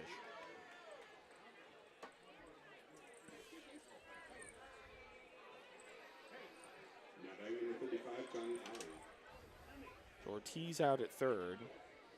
Marion to second. Norton reaches on the fielder's choice. And that's going to bring in Johnny Alley. Pitch to Alley, who just misses off the plate outside. 1-0. Close.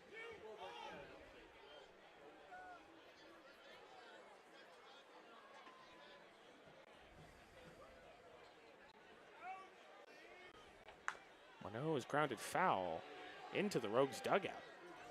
1-1.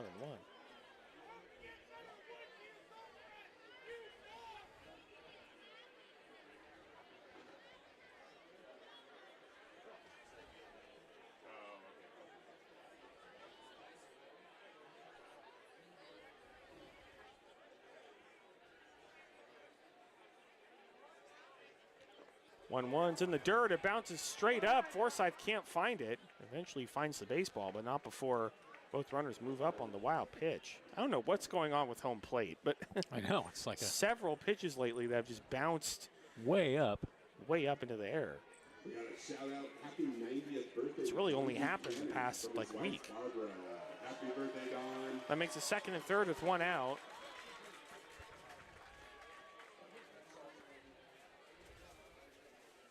Two-one count on Johnny Alley.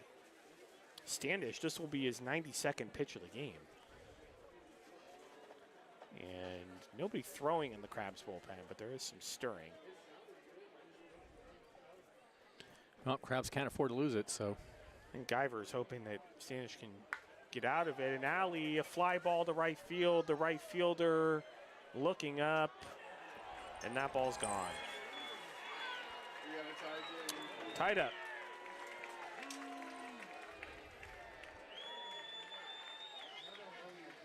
No me gusta.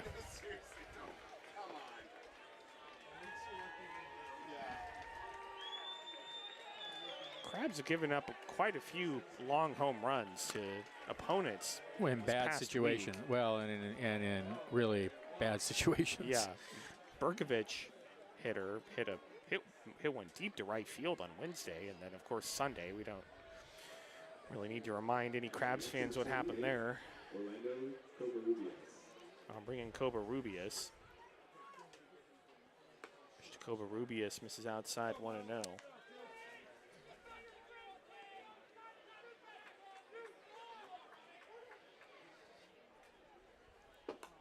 Misses outside 2-0.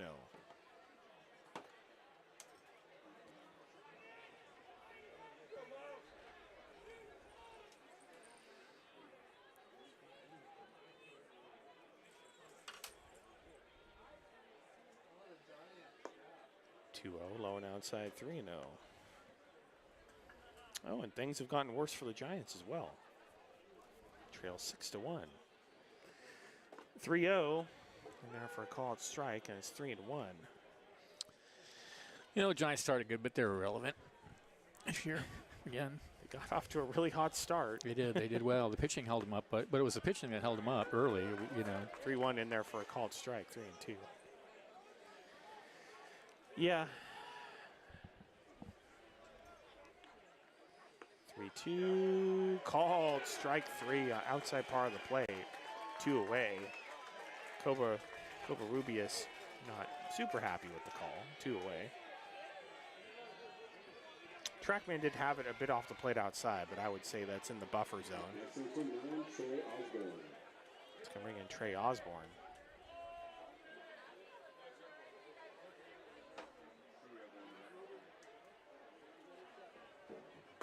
Pitch to Osborne in there for a called strike, 0-1.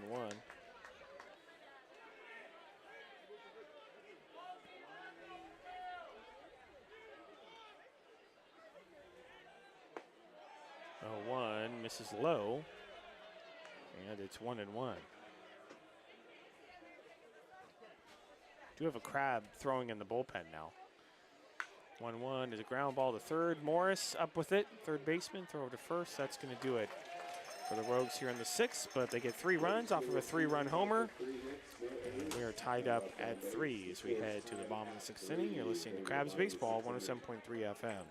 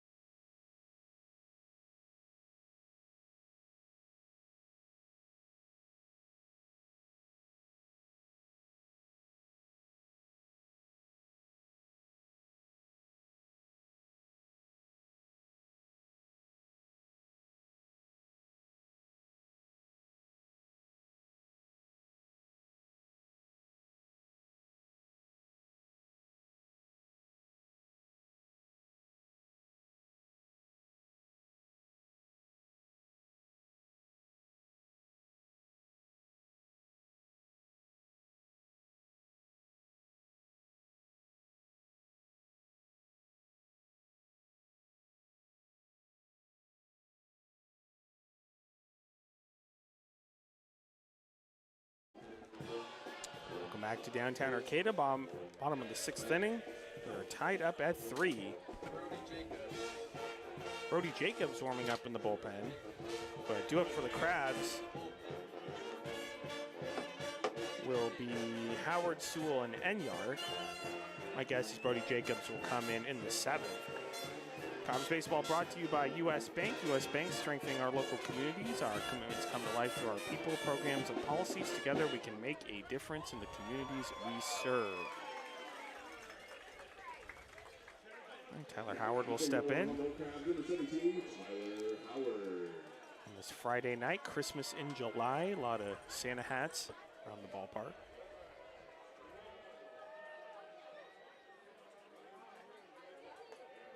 To Howard high and inside 1-0.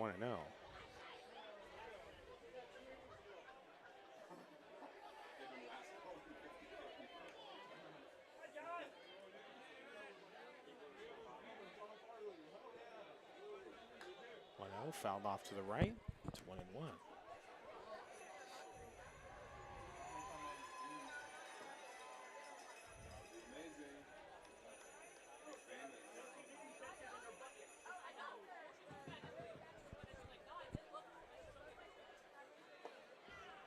1-1, and there for a called strike, and it's 1-2.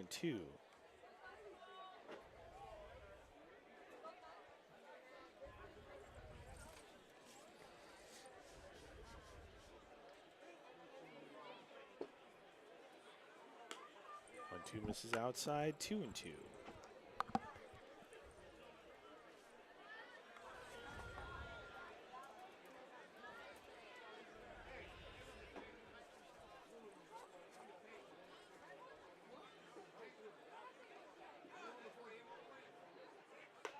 Two up high, count goes full.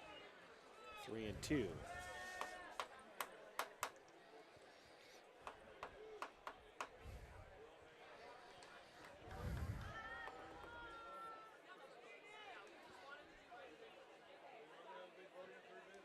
3-2, a sharp ground ball to the Rogues' third baseman. Throws over to first just in time. One away. Jordan Marion making the play.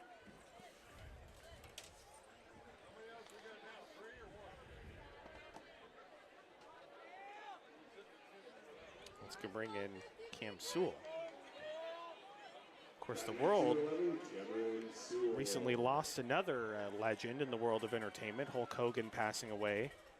I believe it was yesterday, and Crabs pitching coach Eric Ciccone showed up to batting practice in a full Hulk Hogan costume. It's pretty cool. Pitch to Sewell is swung on and missed 0-1. Of course, that comes a couple of days after the death of Ozzy Osbourne, so a couple of legends lost in just a few days. It was really funny to see Ciccone in the full Hulk Hogan get up during batting practice.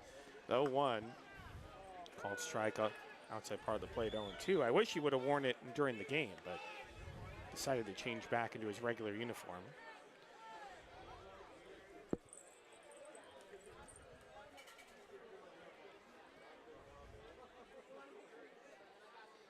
Two in the dirt, bounces away from the catcher, but nobody on base. 1-2.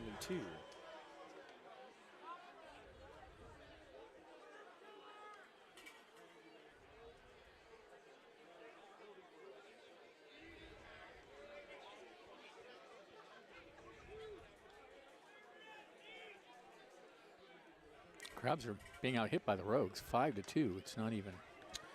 It's really the Crabs' first inning is the only action they've really had offensively. After the first inning, they've been shut down. He's retired 2, 4, 6, 8, 9 in a row now. And again, just if you've joined us late, the Crabs lose any game in this series, they're eliminated from PEL championship contention. They have to win this game. The 1-2, this is just low, 2-2.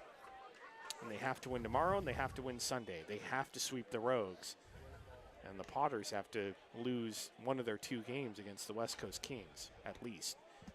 Lowe has retired 12 of the last 13 batters he's seen. It's been really good. He pitched against the Crabs in Medford. I don't think he was this good. He was not this good, no. The 2-2 is popped up in the infield. Right side. It's going to be the shortstop, the catch. Severance on the right side of second, 2 away.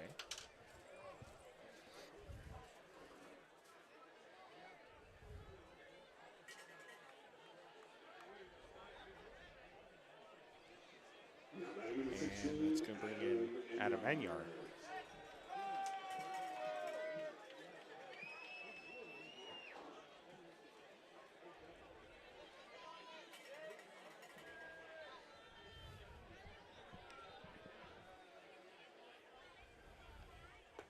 Enyard in there for a called strike. It's 0-1.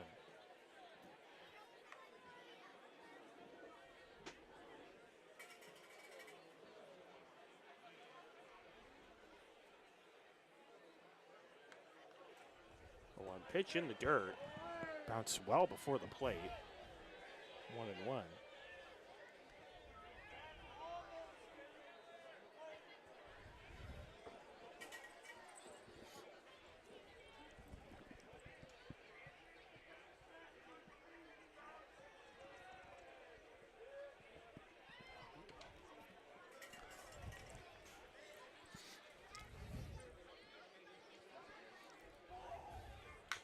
Pitches a ground ball to the left side. The third baseman, Marion's going to make a long throw over to first. It gets past the first baseman.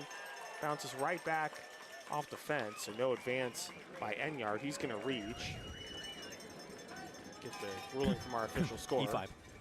It's going to be an error on Jordan Marion.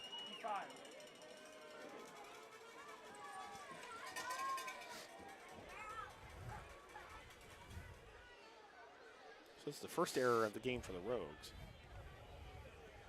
Now I'm bringing Liam Forsythe. Next to the crowd, 2-5, Liam Forsythe.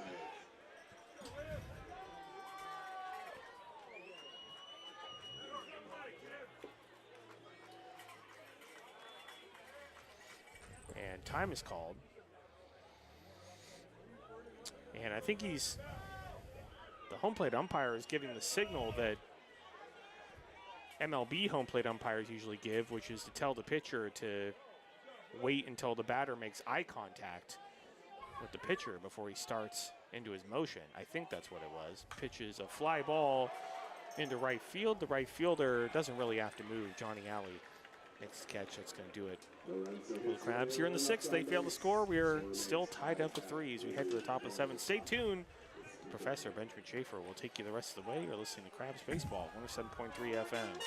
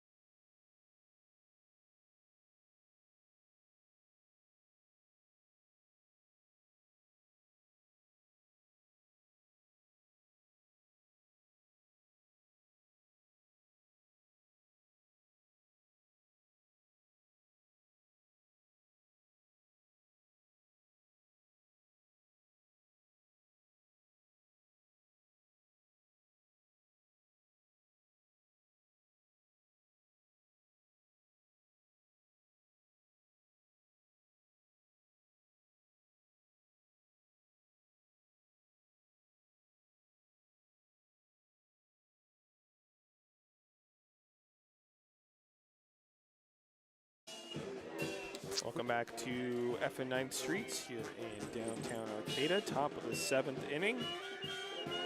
We are all tied up at 3.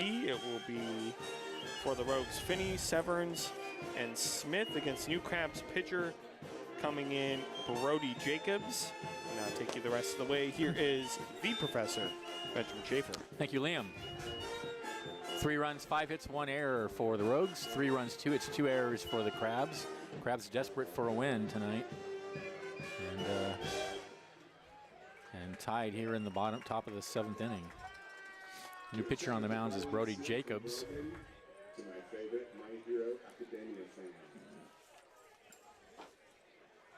And let's see the numbers on Jacobs. Got you, Benjamin. Thank you.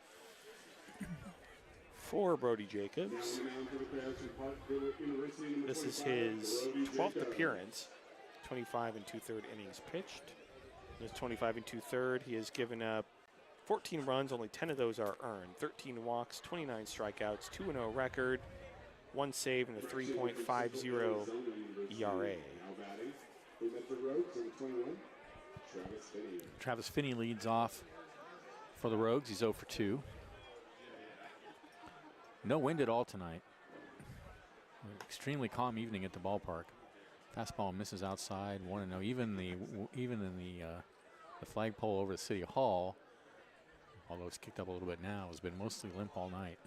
Yeah, when I got here around 3 o'clock, it wasn't windy. It's still not windy now. The 1-0. Down low, and it's 2-0 now to Finney. Severin's on deck, then back to the top of the order with Smith. Typically, as it goes, the sunnier and nicer it is, the windier it That's right. usually is. Very cloudy and overcast all day, at least here in Arcata. 2-0. Fouled up against the screen.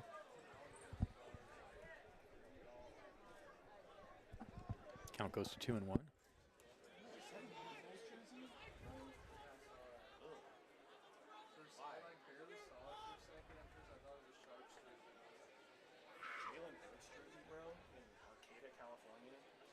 Two 2-1. Grounded back to the pitcher. Jacobs has it. Toss to first. Nice play. One away.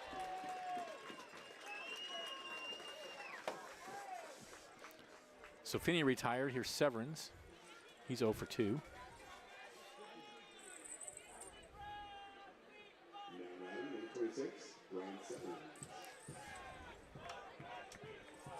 Tied at 3 in the 7th.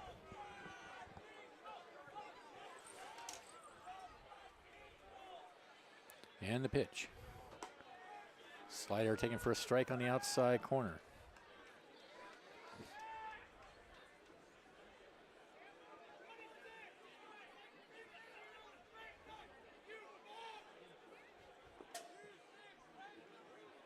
The 0-1. In the dirt. He went. Oh, he went around. Okay.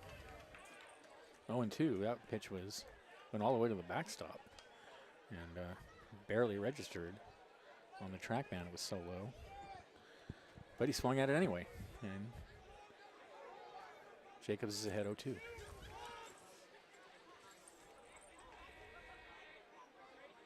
And the pitch. Way outside with a fastball.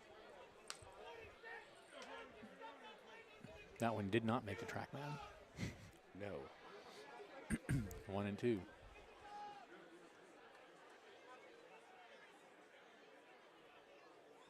The 1-2. Misses outside. 2-2. Another very wild pitch.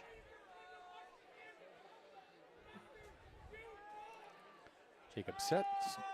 Deals 2-2. Inside, and the count goes full.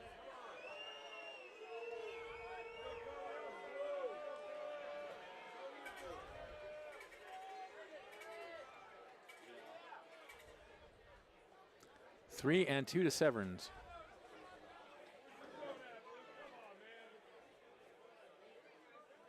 And that one's grounded foul. Past the third base coaching box. Don't really have a box over there. It's more of an area.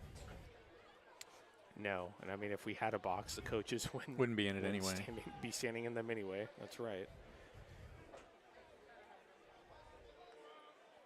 3-2. Popped in the air on the left side of the infield. And behind the bag at second, Sewell calls for it and makes the catch for out number 2. Back to the top of the order. Here's Smith. He's 0 for 3. The top order for the Rogues, number 6, Trevor Smith.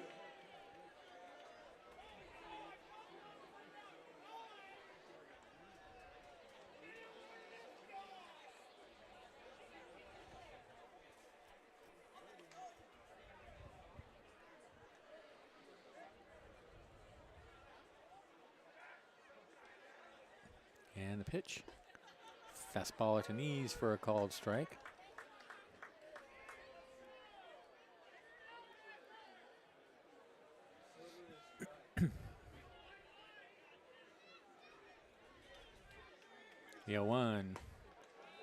Here's a strike on the inside corner. Now it's 0-2.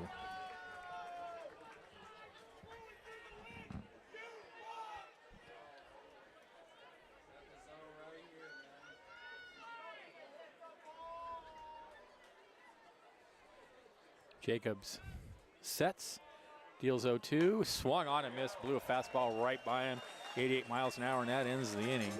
At the end of 6.5, we are tied at 3. Time now for Take Me Out to the Ball Game with the world famous Crabgrass Band. First, fans stand up, stretch out that bench spot. Join the world famous Crabgrass Band for Take Me Out to the Ball Game.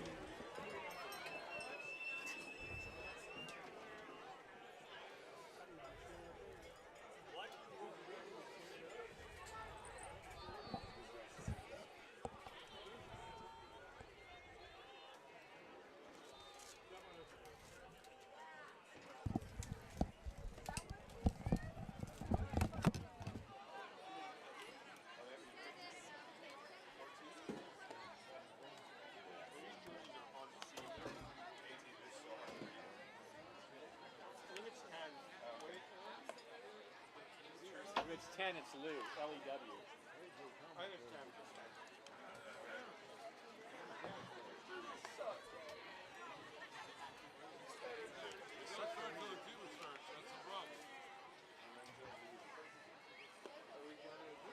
Are they going to do the national anthem, or what are they going to do? If this was the other way around, he'd be freaking out.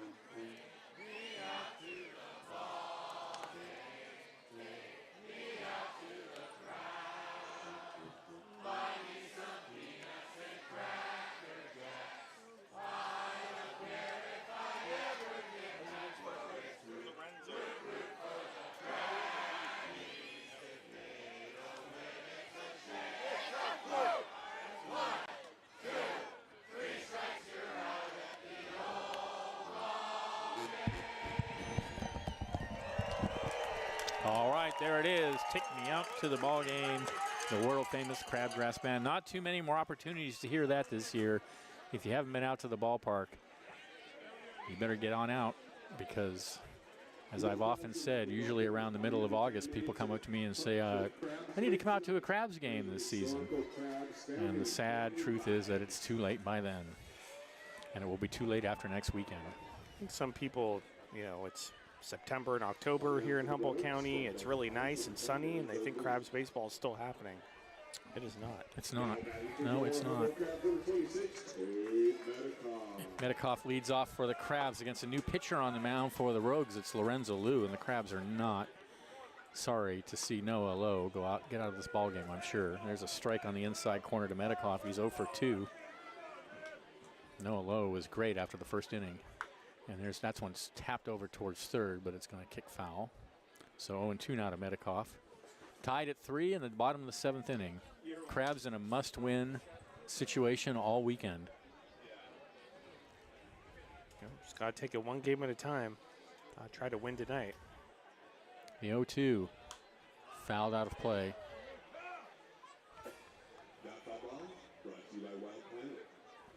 The Rogues, of course, would take great satisfaction from spoiling the Crabs' chances at making the PEL championship game.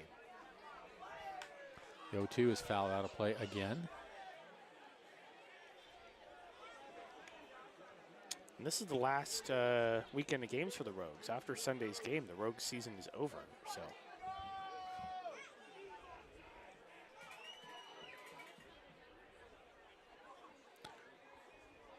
The 0-2. This is high. Yeah, the Rogues have already played their final home game. That's right. They start their season a little earlier because of the weather.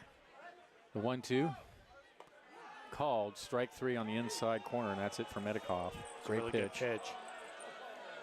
Fans don't like it, but that was a perfect pitch. It's last call for alcohol. 1 away. Here's Pappas. He's 0 for 2. By the way, Crabs have not had a hit since the first inning, by the way. That's right. And Pappas takes a pitch inside. By the way, if you tune in tomorrow, it will be you and Jake Martin. My old friend Jake. On the call. Be nice to have Jake on the game for the whole game. came in for a couple innings in Medford. Throw to first on a grounder to short, and Severance throws him out, 2 away.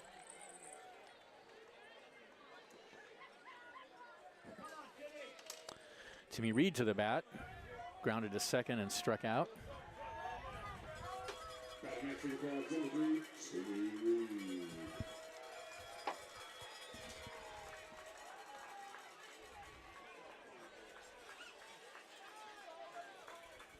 And the pitch is a strike on the outside corner, 0-1.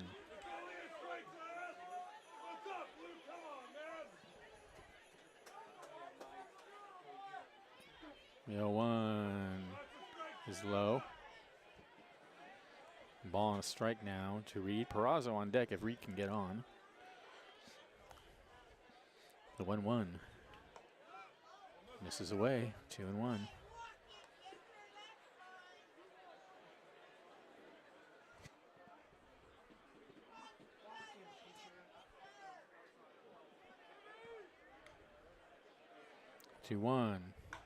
Line right at third base. That ends the inning as the Crabs go in order in the 7th. We are tied at 3. This is increasingly desperate Crabs baseball, 107.3 FM.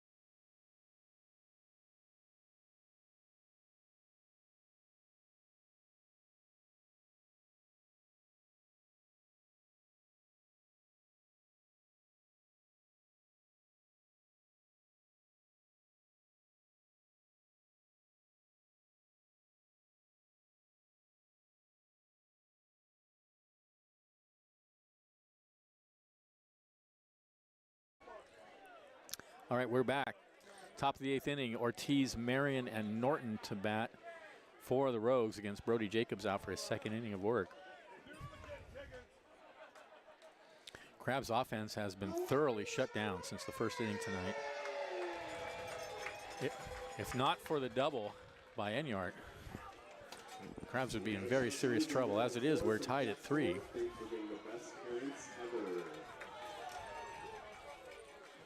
Well, Crabs need their bullpen to shut the Rogues down. Crabs bullpen, they've been a bit shaky at times this season. They've been good at times, they've been poor at other times. So that's been the problem all season. So here's Ortiz. He is 2 for 3. And do you go round? No. 1-0.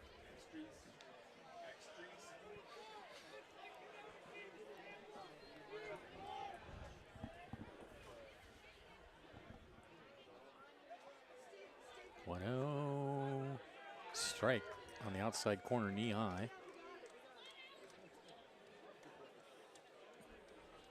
1-1.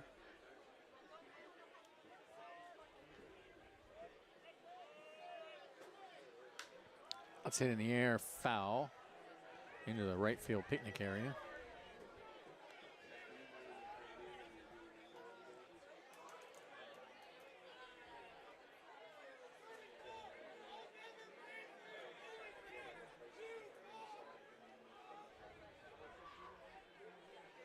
The ball and 2 strikes to count. Fastball high and outside.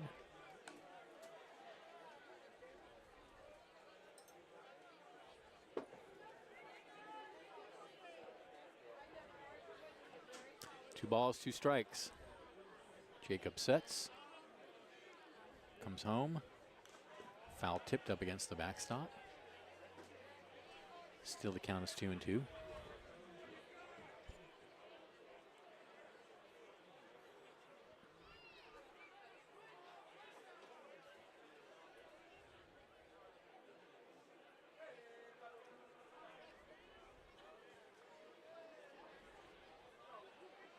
The 2-2. Popped in the air, shallow center field. Reed, couple steps in, has it for out number 1.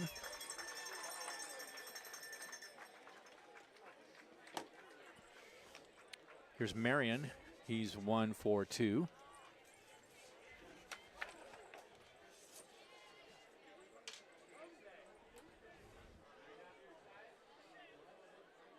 Batting next for Rose number 27, Jordan Marion.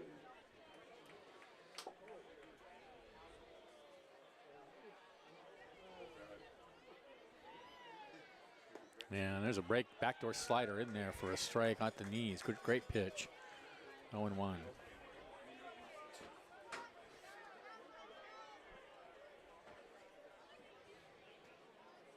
The 0-1 fastball is swung on and missed.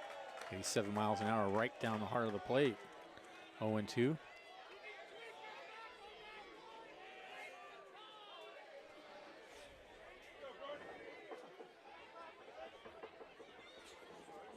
The 0-2 to Marion. Ooh, just missed high.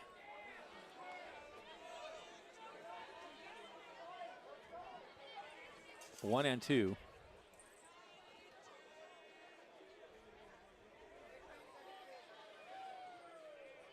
1-2.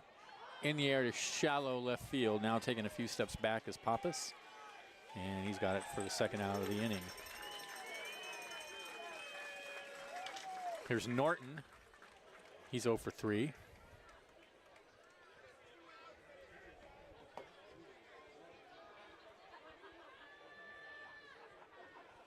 Batting next for 14, Kyle Norton.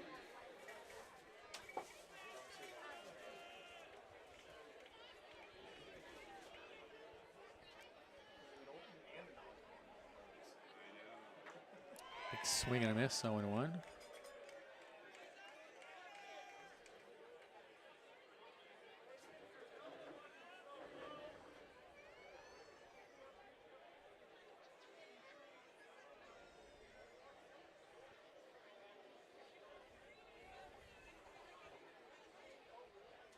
Oh, 1.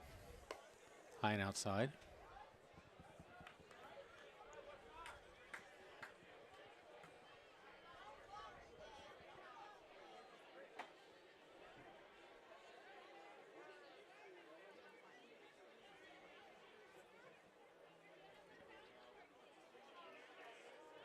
One. Lined in the right center field. That's going to drop. Rushing over to get it is Howard, and that'll hold Norton to a single, but that brings Johnny Alley to the bat. And Alley is the guy who homered back in the 6th inning to tie the ball game.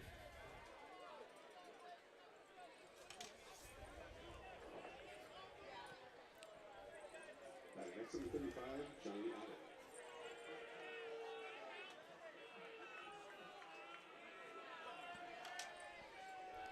So here's Alley. Runner goes, the pitch is outside, and no throw. The ball gets away from Forsythe. So Norton thieves second base. He's in scoring position with 2 outs. Forsythe tried to throw down to second, then just forgot the baseball, and then it just got away that's what from happened. him. Yeah, I think he grabbed it and it just yanked it out of his glove and it got away. Oh, this now becomes a big moment in the game for the Crabs. Amen for Rowan. I love you, Layman and Amen, or mom and dad. Love your son, Rowan. So here we go. Norton out at second. There are 2 outs. Alley at the bat. 1-0 the count. Jacobs looks out at second. Here comes the pitch. Outside.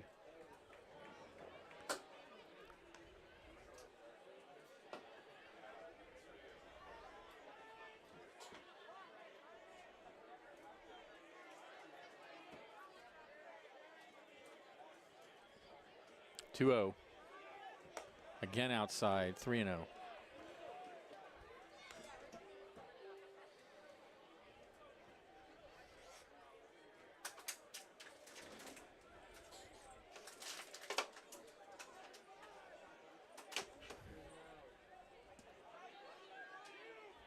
Pitch. He's in there at the knees, taking all the way was Alley. 3-1.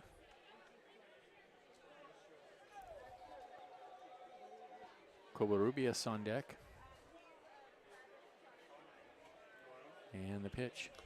Oh, and he throws the bat. Swing and a miss. He throws the bat up against the screen.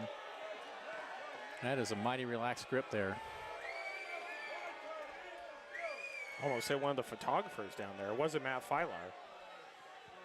So now he's going to get some pine tar or whatever it is they use to stick the bat to their hands.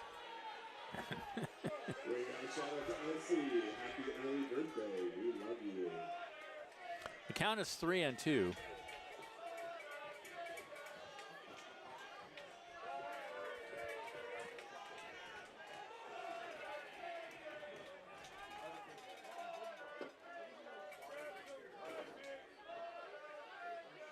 And the pitch.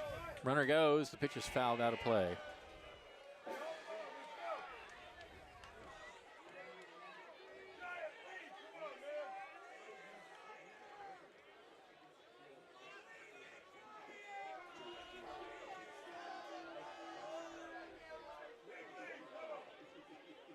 A look out at second. Jacobs comes home, 3-2, and it's foul tipped up against the backstop.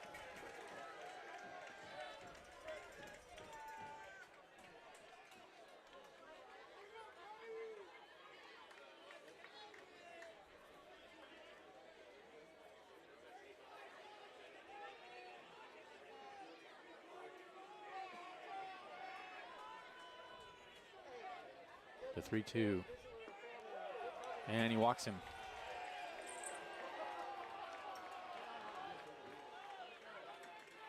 Not the worst thing that could have happened with 2 outs. Now pitching coach Eric Ciccone. Ciccone out to the mound. There is a pitcher beginning to warm in the Crabs bullpen. I hope your wrath clears up. Get well soon.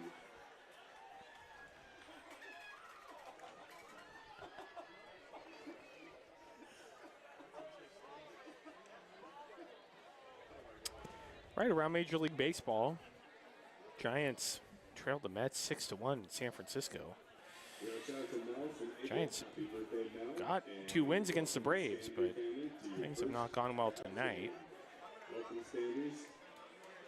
And But I saw that Verlander got a win finally. He caught a win. Justin Verlander, the senior citizen, finally got a win. So he's won in what, 6 now or something? Yeah. I think he needs to retire. Oh, your West Sacramento A's, Benjamin, beat the Astros 15-3. See, we're on a roll. Here we go. In Houston. Here we go. Wow.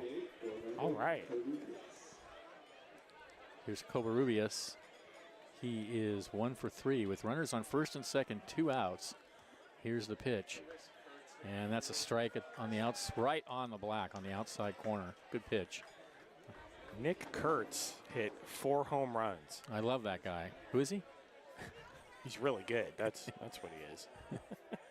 The 0-1. Swung on and missed. 0-2. Norton at second, Alley at first. I believe 4 ties a major league record. It's been tied. Yeah, I don't a think few times. nobody's No ever one's hit ever done 5. 5. No. The 0-2. Oh, called strike 3, Happy Trails. That ends the inning. No runs, a hit, no errors. 2 left at the end of 7.5. Still tied at 3. This is exciting Crabs baseball. 107.3 FM.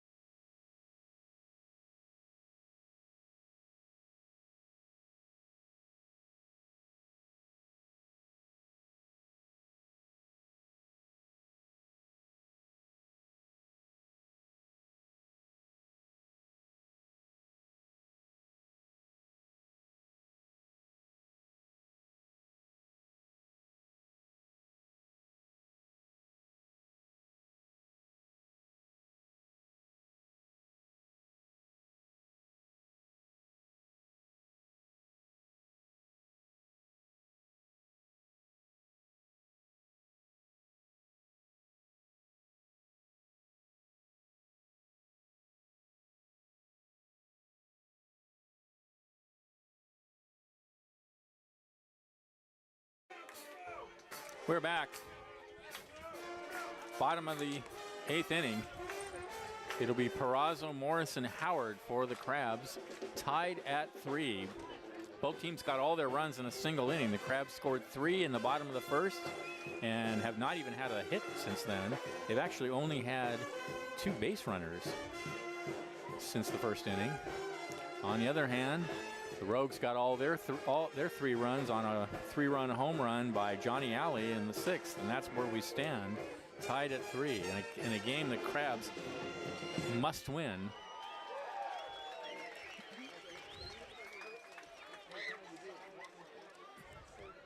So here's Peraza to lead it off. He's 0 for 2. Batting for the Crabs in the 13, Michael Peraza. I fully expect Peraza to square.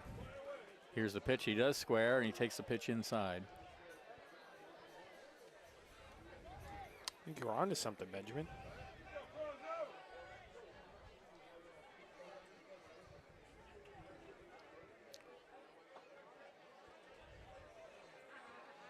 The 1-0, and that time he did not square the bunt. He takes the pitch outside, 2-0.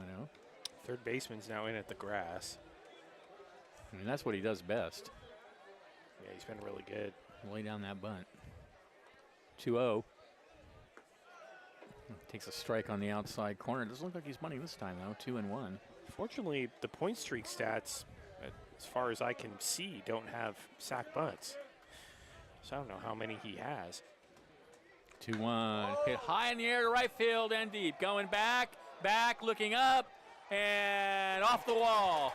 Peraza's going to cruise around second. He's headed for third, and he's in there with a triple to lead off the bottom of the 8th inning. Just missed a home run by really just a few feet.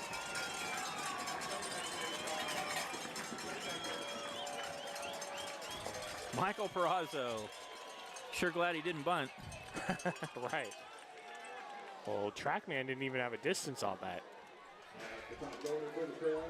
But he hit it 91 miles per hour off the bat. Thing was stung out there. So here's Aiden Morris. Keenan Morris. Keenan Morris. Keenan Morris. Infield's drawn in. Here's the pitch. And Morris takes inside 1-0. There is an Aiden Morris. Let's just be clear. I am not making the name former up. Crab and his older brother, Right. Aiden Morris. And I've been here a long time, so. Oh, and in the middle of that bat, the Here pitching comes coach the pitching coming coach out to the mound with 1-0 the count to Morris.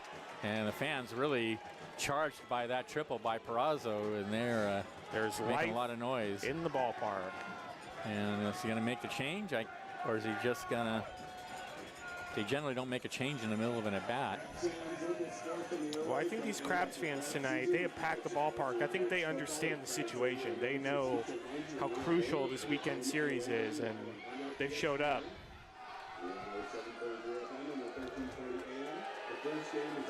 They've showed up. They've shown up. Well, even if they don't know the situation, it's been packed. They like and to see it's their been loud. Crabs win, and they're loud. So, but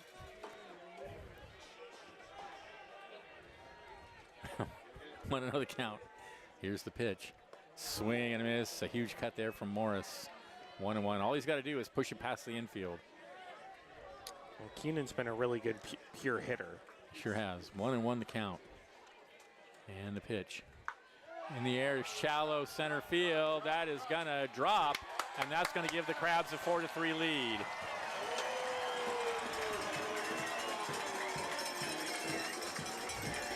Base hit for Keenan Morris. Peraza in to score.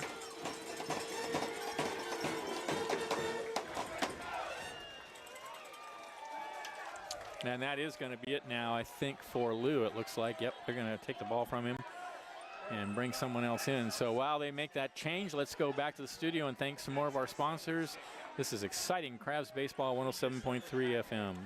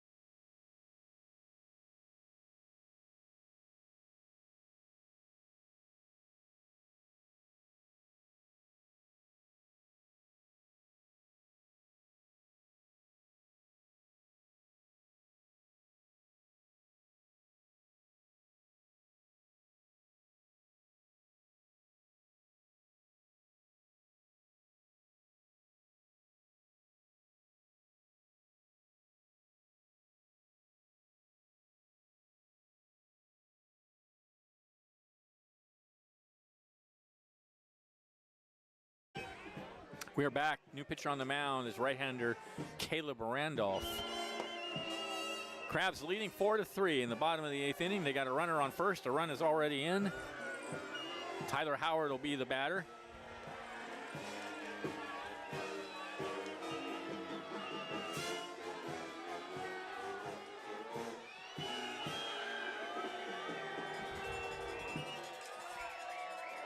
Randolph finishing his warm-up pitches. What a loud crowd we have here tonight.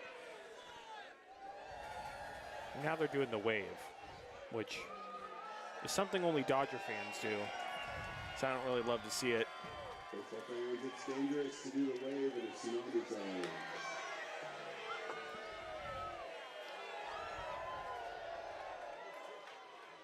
Around Major League Baseball, give you some more scores. Dodgers beat the Red Sox 5-2 at Fenway. Angels and the Mariners tied at 2 going to extra innings. Hey, the Rockies, they got another win. 6-5 over Matt Filar's Baltimore Orioles. Boy, the Orioles are a sad story, aren't they? I know. Man, That's what happened to them? biggest disappointment in baseball this season. They had 103 wins 2 years ago. Was it 2 years ago? They won 103 games and I got think eliminated in you're the right. playoffs. That's why I don't like the playoffs, but whatever. Tyler Howard to bat.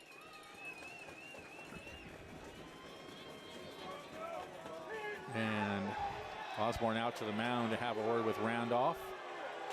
Hey, you're going to be doing the game with the Rockies fan tomorrow, Jake Martin. That's right. Worse than that, he's a Rogues fan now.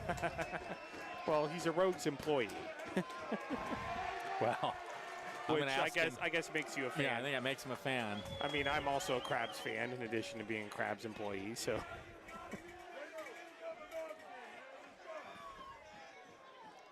So here's Howard. He's got Morris over at first, who is very definitely a threat to steal. He's already got a stolen base tonight. He leads the team.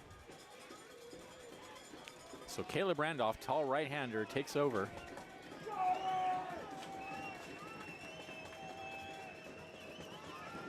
And he doesn't go. The pitch is inside. Sort of fake going. 1-0 to Howard.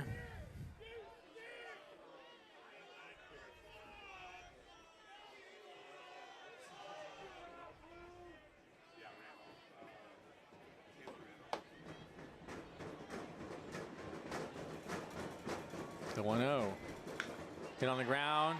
Backhanded by the shortstop. Long throw to first. Nicely done. Ooh, that was close. Close play Yeah, at well, first. the entire Crabs dugout And erupted, and now Robin So Guyver is going Robin's out going to out first. now too. They called him out at first. The Crabs dugout was not happy with that call. It was a great stop by Severance, but And now Tyler Howard is upset. And no, Robin's getting into it. Robin is getting into it. He is not happy. And Robin might be kicked out of this game pretty soon. He keeps going. fans are going nuts. Everybody in the park thought he was safe except pretty much the umpires. Robin is continuing to yell at the first base umpire. I don't think he's been ejected yet.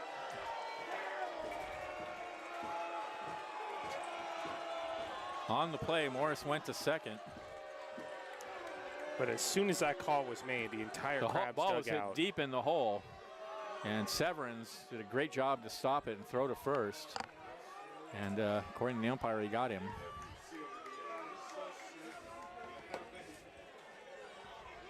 It was close. I'd have to see a replay to really see if.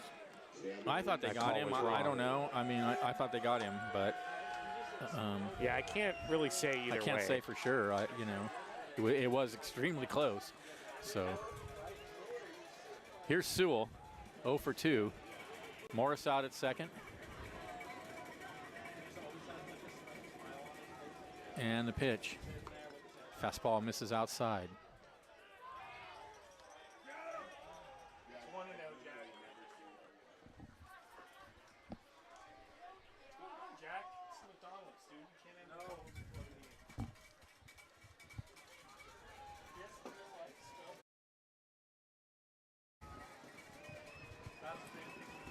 Oh, the 1-0. Runner goes.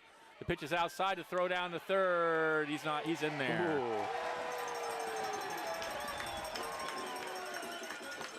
A huge steal for Keenan Morris, because that puts him now 90 feet away with only 1 out. And a fly ball to the outfield is likely to plate the run. Crabs already leading by a run here in the bottom of the 8th.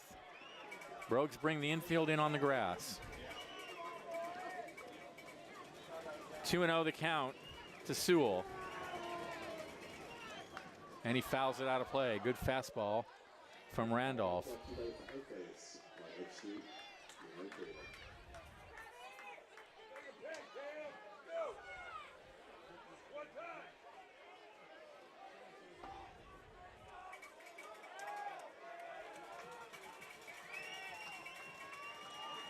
2-1.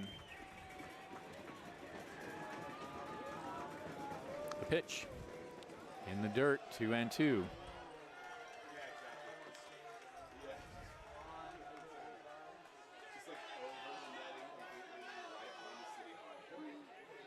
Three and one, I think.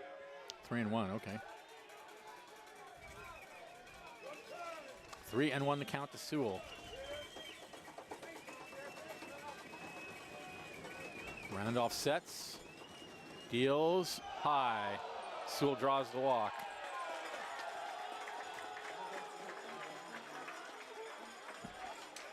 So here's Enyart. He has a double in 3 trips, the only extra base hit of the game for the Crabs. And he drilled one in the deepest part of the ballpark way back in the 1st inning. So Morris at 3rd, Sewell at 1st.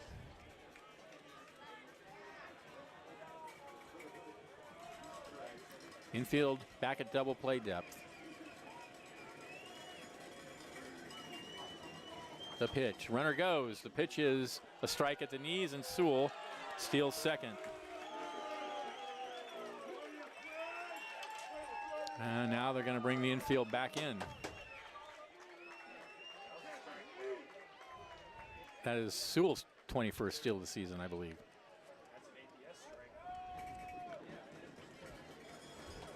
The 0-1. Grounded, pass third down the line. Morris scores. Sewell scores. Enyart headed for second. He's in there with his second double of the night. A 2 RBI line drive down the left field line, and the Crabs lead it 6-3. Stay hot, Yardy. A huge at bat for Adam Enyart.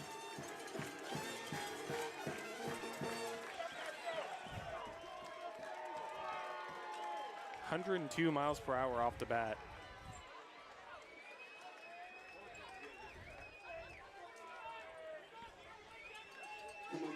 Man, right, Adam Enyart broke his bat.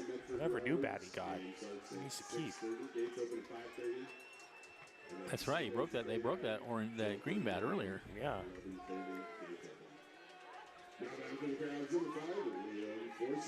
So here's Liam Forsyth. He's got a single in 3 trips.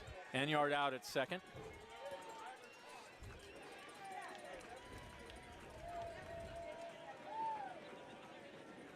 The pitch.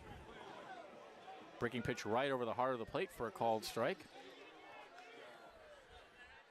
Nobody's left this ballpark tonight. Oh, no.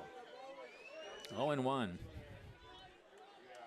Usually after the 8th inning, you see people, a few people at least, leave the ballpark, but not tonight. Well, this is Pacific Empire League play. 0-1. And the pitch. Ooh, he tried to hold up and couldn't do it. 0-2. Fastball in on the hands.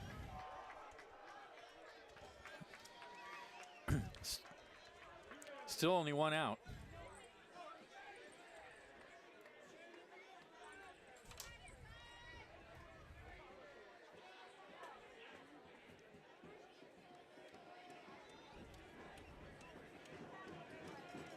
The 0-2.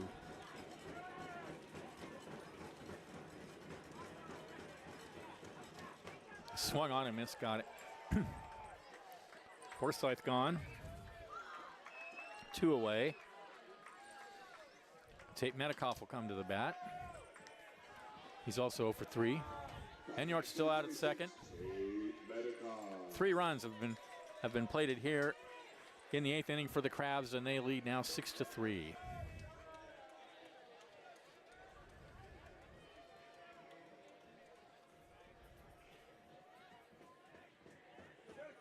Now they got Enyart picked off. He runs in towards third. The ball gets kicked away. Enyart is out. But the Crabs get 3 runs on 3 hits. There were no errors and nobody left. And at the end of 8, they lead 6-3. Stay tuned. Last chance for the Rogues. This is Crabs Baseball, 107.3 FM.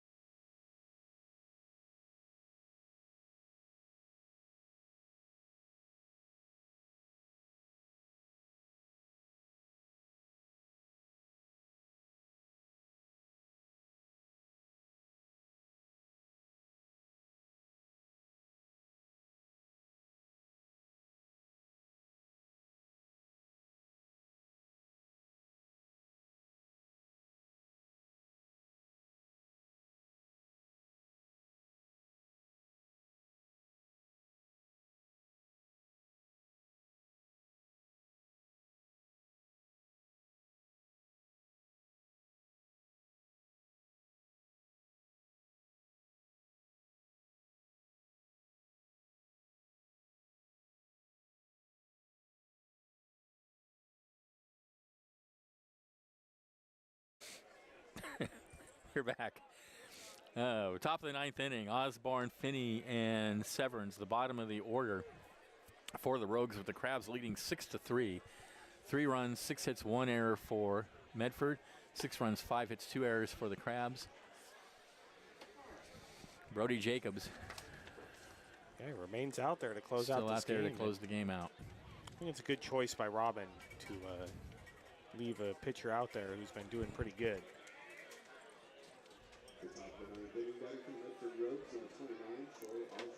Here's Troy Osborne. He's 0 for 1.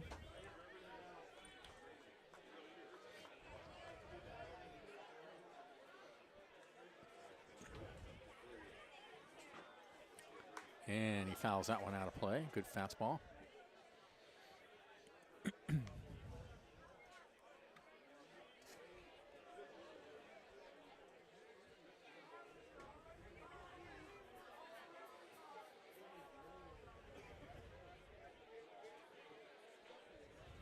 The 0-1. Fastball misses outside.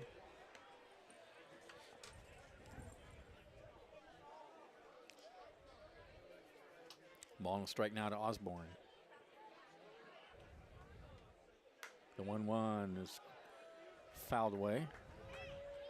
Over past the Crabs dugout.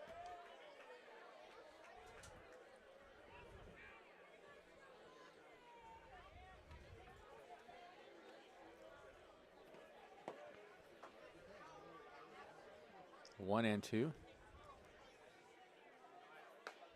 Oh, fastball just missed outside. 2 and 2.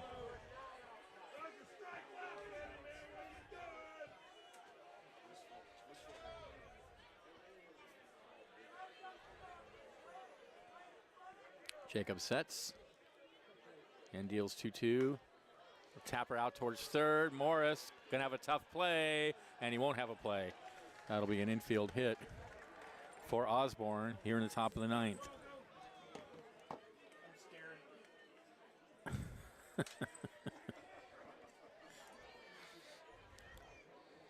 Here's Finney, 0 for 3.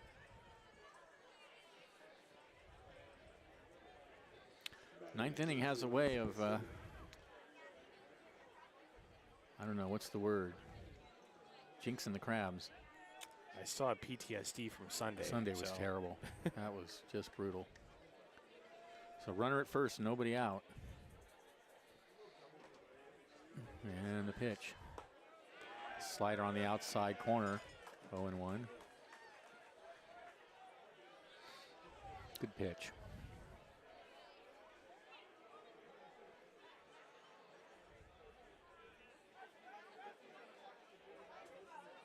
Throw to first. Just a toss over there to keep the runner close.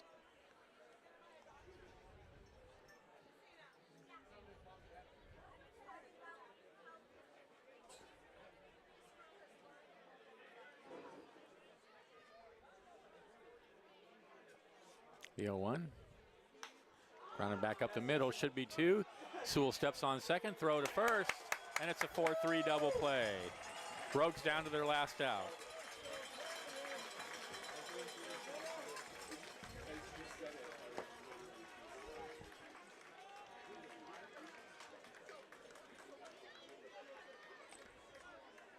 And it'll be the 9-hitter, Severns. He's 0 for 3.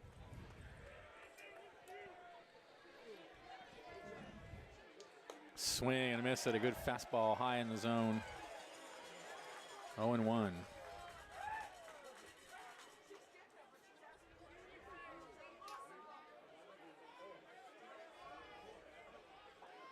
The 0-1's a strike on the outside corner, and the Rogues are down to their last strike.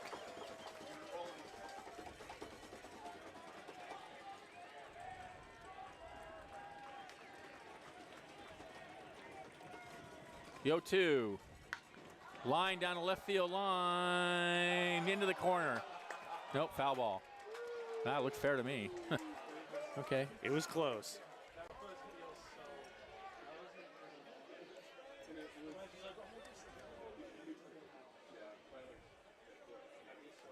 So it's a long foul ball, just foul by a couple of feet.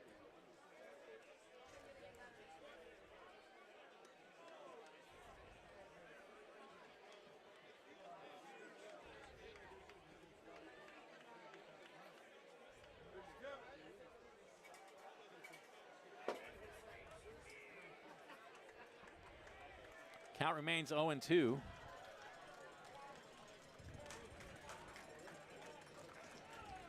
The 0-2 way outside. 1-2.